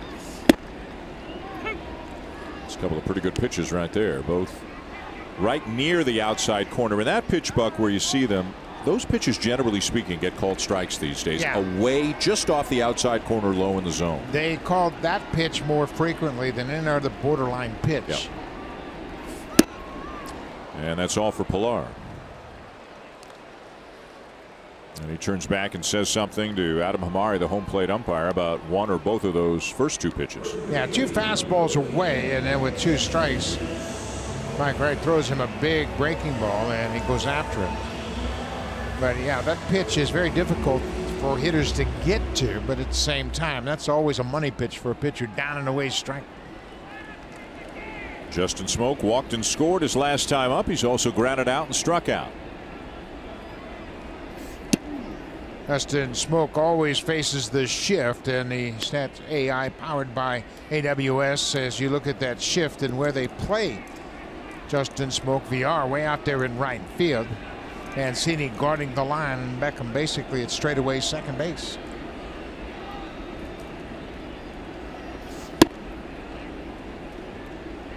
Mike Wright, for me, has always been intriguing. He's got a nice complement of pitches. He's a big guy, strong guy. He should be a starter, but he's never been able to command his pitches consistently enough to warrant that solid spot in the rotation. 2016, he made 12 starts for the Orioles. But you see, the quality stuff is there. There's no question about it. Over his career, this is his 80th big league appearance, and he's made 23 starts. I'm sure they'd love to have him show a little more command with those pitches, because he's got the full complement. Well, and opportunities are waiting for people right now in the Baltimore organization as Smoak fouls it off 2-2. Dan, I think being a starting pitcher in the major leagues is the most challenging position on the field. To be able to have success and pitch as a starter every 5th day, you've got to command the pitches. You've got to physically be strong and stand up to the rigors of throwing 100, 120 pitches during the outing. And you've got to be a baseball player to understand you have to change your patterns as you work your way through the lineups. You know, just because you have the pitches doesn't mean that you understand how to be a starter. There's so many things that go into it. Waiting on deck, the guy who's done a lot of the damage tonight, Kendrys Morales, hoping for a shot here in the bottom of the 7th. This one will be back out of play, and this one's going to wind up above us, up in the 500 level. Yeah, I think talking about being a starting pitcher, I think we saw that with Ryan Baruch yesterday with the stolen base in New York. They picked up something very quickly and took advantage of Baruch early in the game and pulled off the double steal that really set the Yankees up in that first inning. So yeah, you can have the pitches and you can have the command, but you got to control the game. You got to field your position. Lots of things to deal with. Ball 4. That'll bring up Morales. Drive of the game brought to you by the 2018 Honda Odyssey with available Honda VAC. It always bats cleanup. 2 drives of the game tonight. This one in the 4th inning tied it up at 1-1. Kendrys Morales, his 15th home run, just snuck over the fence in right. And then in the 5th with 2 aboard. This one didn't sneak anywhere. Into the second deck deep in right field, and Kendrys Morales has had a 2-homer night. Second time he's hit 2 home runs in a game this season. First time he's driven in 4 in a game.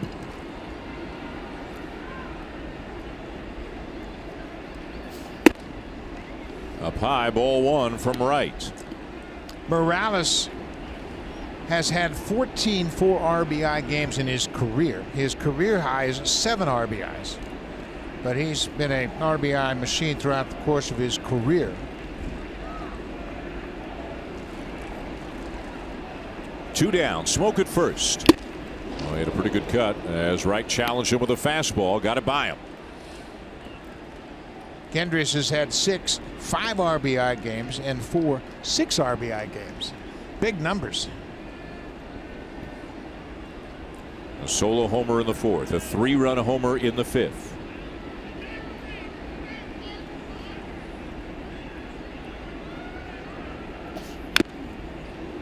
And Wright takes a little off. It's 1-2.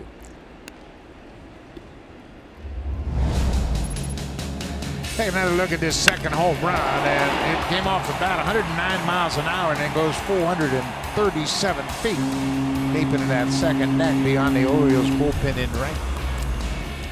Morales has a pair of 3 home run games in his career. One of them is a Blue Jay, and it came last year in Baltimore.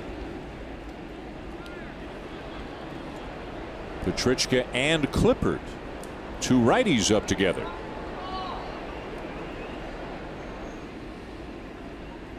With presumably the margin being the determining factor as to which one comes in. Set by Wright. And the 1-2. Got him. Nice pitch. Boy, good pitch there by Wright. That cutter in underneath the hands of Morales. And that's all for the Blue Jays in the bottom of the 7th. So it's 5-3, and that means it's time for Tyler Clippard as we go top 8.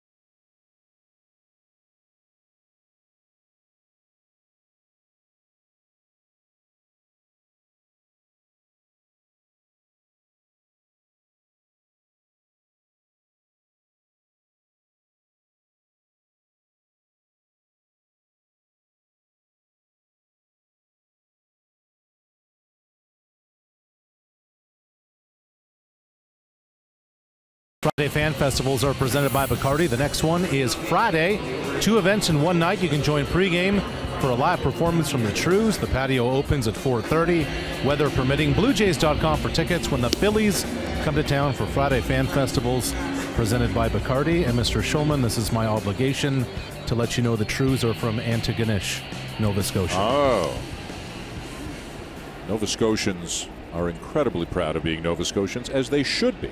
So we appreciate the information, Arash. Thank you. Here's Tyler Clippard making his 61st appearance of the season and his 200th American League appearance. He's really been good, as you see Billy McKinney taking over defensively in left field. Clippard's been using his fastball a lot more lately, and it's been a good approach. There's another fastball as he gets ahead of Nunez. So the Blue Jays nursing this 5-3 lead into the 8th inning with Clippard on the mound. Ken Giles ready to go if a save situation presents itself in the 9th inning. Nunez homered his last time up. He's also struck out and popped up.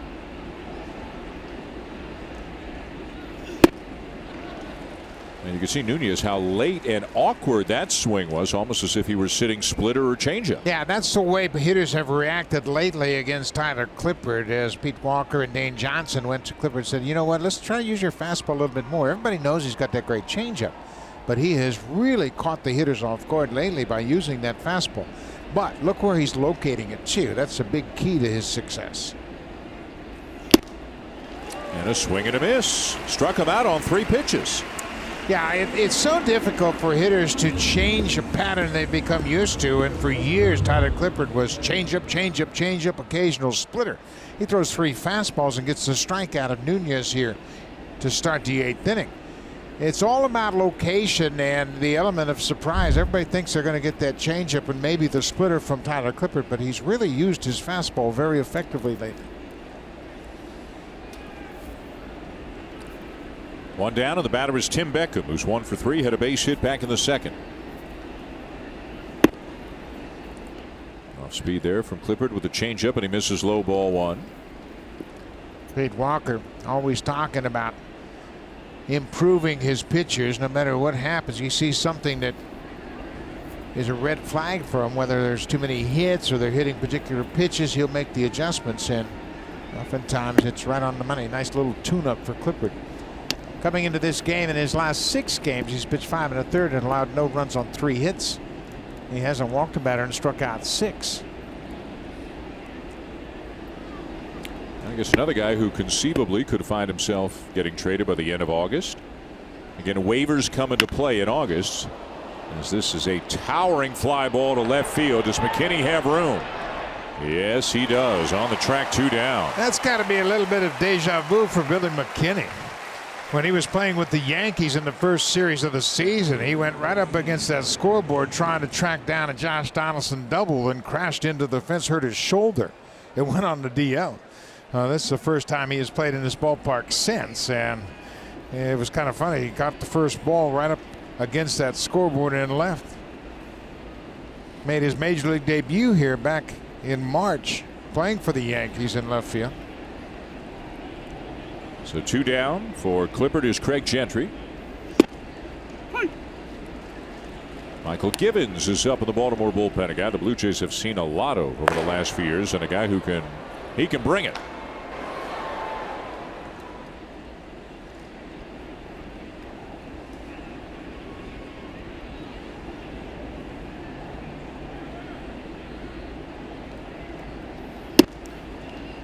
Clippard misses inside, a ball and a strike on Gentry, who's had a bunt single, then a base hit to left, and then a double to left.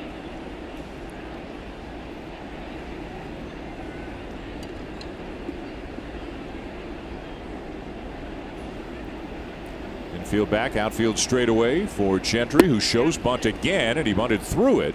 1 ball, 2 strikes. Yeah, that's a tough pitch to bunt, a changeup. He squares around and the ball's not there yet. He just kind of swiped at it, hoping to put the bat on the ball. And now with 2 strikes, Martin can back up at third. Been a busy night for Russell Martin down at third base.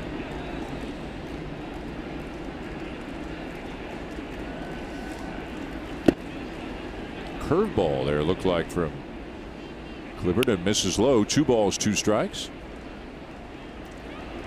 So Marco Estrada 5 1/3. He gave up 3 runs. Ryan Tepera an inning and a third of scoreless ball. Jaime Garcia struck out the only batter that he faced. And a Tyler Clippard trying to have a 1-2-3 top of the 8th.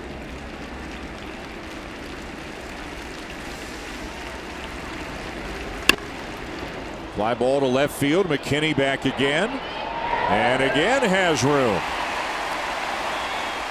1, 2, 3 go the Orioles. Still 5-3 Blue Jays. Time now for a Blue Jays Central update. Jamie Campbell and Cliff Floyd are in the Samsung broadcast studio.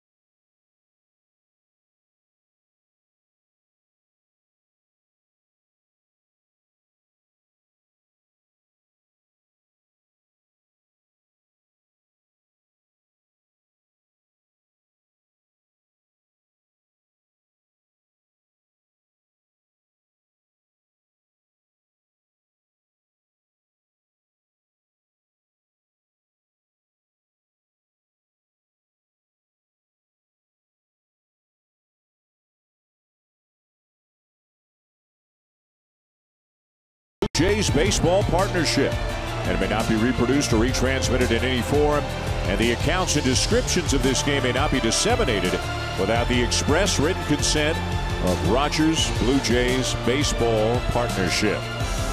Kendrys Morales has been the big story tonight. A couple of sunflower seed showers in the Blue Jay dugout after a couple of home runs for Morales. And they're still holding up. It's 5-3 Blue Jays as they come up in the bottom of the 8th. Michael Givens will come on for the Orioles, making his 54th appearance, and it hasn't been his typical season. He's got a big arm and throws a fastball and a slider very well. He's pitched a lot against the Blue Jays. They know all about Michael Givens. He's a converted player, signed as a shortstop out of Florida. And he'll make you do some of that. Yeah, he can get you to chase because he has that good live fastball.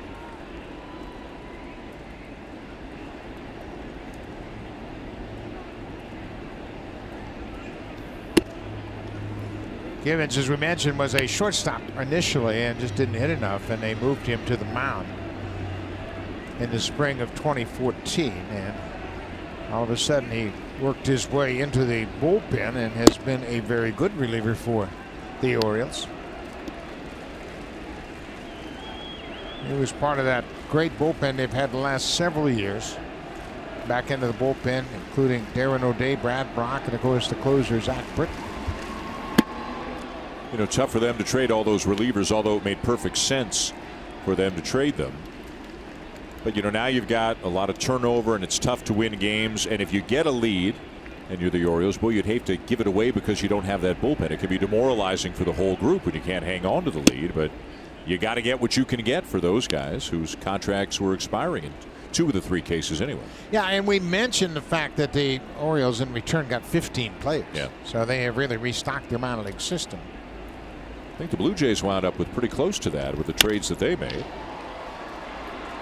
Fly ball to shallow right field, and Jones in to take care of Grichuk, 1 down.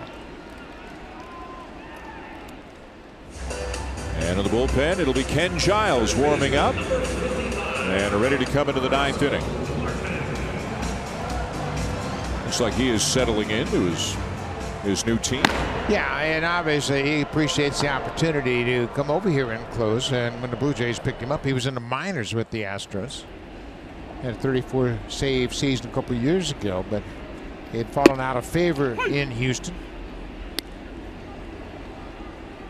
He's got a big arm and a very good slider.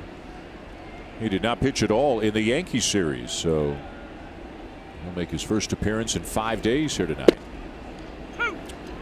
You know, if you're just some guy who, and you're just some guy who hits right-handed, you say, I'd love to stand in there against a major league pitcher and see what it looks like.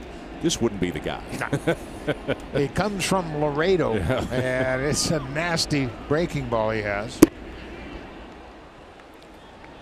And he strikes out Russell Martin, 2 down. Yeah, I always laugh at people that have played baseball somewhere and say, yeah, I could hit a 90-mile-an-hour fastball. Well, then could you hit it if he throws this breaking ball alongside of it? And look at the spin on that breaking ball. That's a pretty good idea of what that dot looks like from a hitter's perspective. On the other side of the baseball, that red dot spinning away from him. Danny Jansen's already extended that hitting streak to his 6th-gamer, which is the exact number of games he's had in the big leagues. He's hitting an even 400, 8 for 20, for the 8 extra base hits. Getting more and more experience by the day. Did a nice job catching Marco Estrada tonight. He's been able to get the breaking ball. He's hit some breaking balls pretty well, which is a pretty good sign for a young hitter. Fouls that fastball back. But when you look at the development of Danny Jansen over the years in his minor league career, Coach Jacoby has heard about his ability to put the bat on the ball, and that's all we have seen since he's arrived.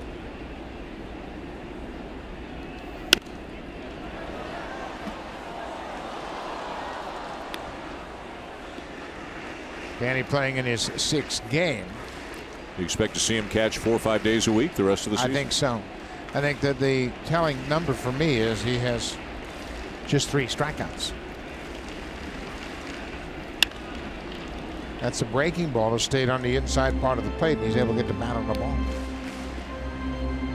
So Jansen with a double tonight. Has 3 doubles, a home run, 3 RBIs, and just 3 strikeouts.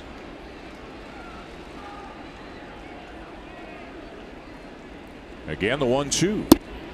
Well, he's putting up a pretty good at bat against a tough pitcher. Yeah, we have seen that time and time again early since he has come up. Of course, this is just his 21st major league at bat.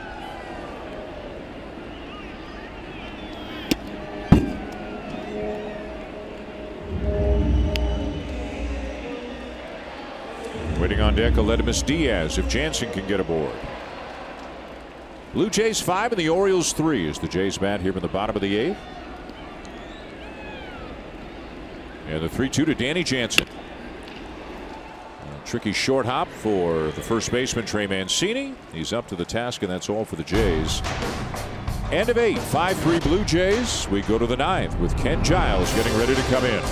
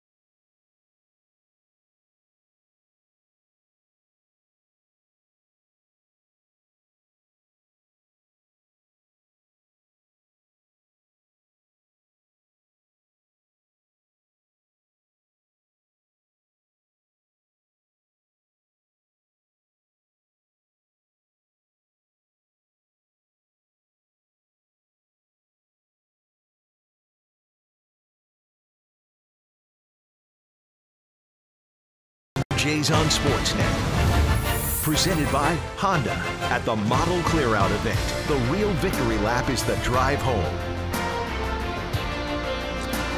Game 2 of this series comes your way tomorrow night. It begins with Blue Jays Central at 6:30 Eastern Time, 3:30 Pacific.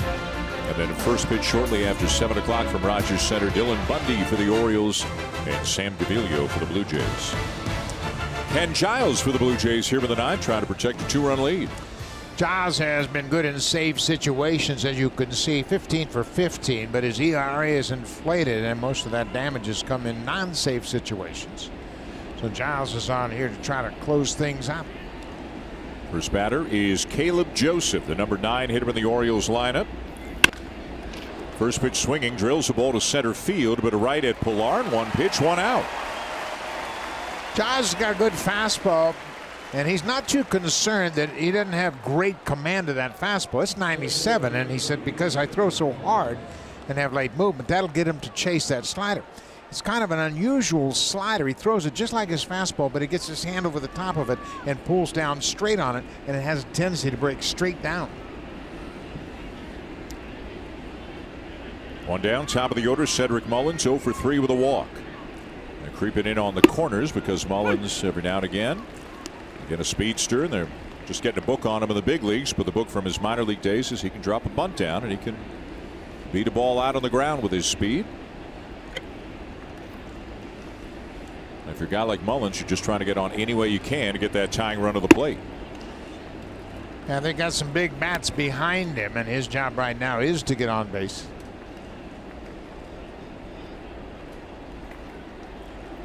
Mancini's in the hole right now. Villar's on deck. Adam Jones, if it gets that far. Blue Jays 2 outs away from ending their 4-game losing streak and going to 10-1 on the season against the Orioles. Boy, there is that breaking ball, and it is nasty when he locates it. Yeah, it's a hard down breaking ball. It's a hard slider. Pulls down on that middle finger and gets a lot of downward break, and you can see Mullins swings right over the top of it.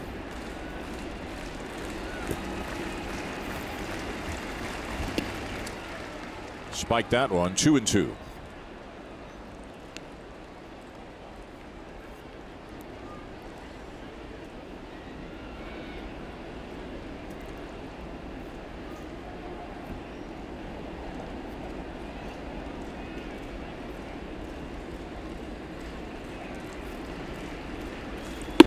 Up and away in a full count.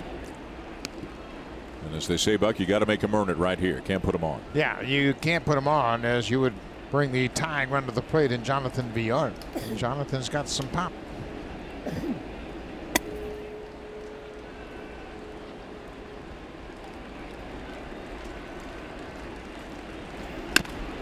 Chopper over the mound. Diaz, 2 down. Now for a preview of what's coming up next on Sportsnet Central. Here are Ken and Brendan.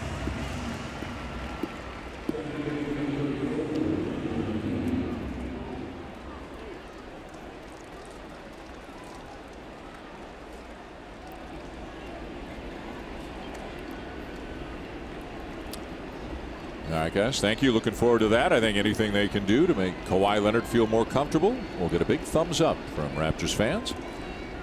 2 down to the bases empty. 5-3 Blue Jays in the ninth, and the batter is Jonathan Villar.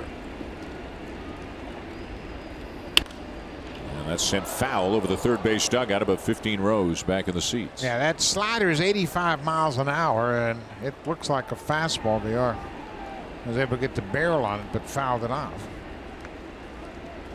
9 home runs for Villar, but obviously with a 2-run cushion, that's not a big deal.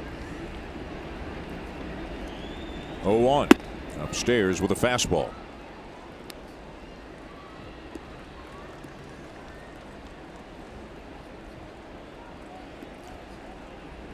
Giles, with all the issues he's had this series, actually a perfect 15 for 15 in save situations. He's been knocked around a lot in non-save situations, but has done his best type of work in this kind of a spot.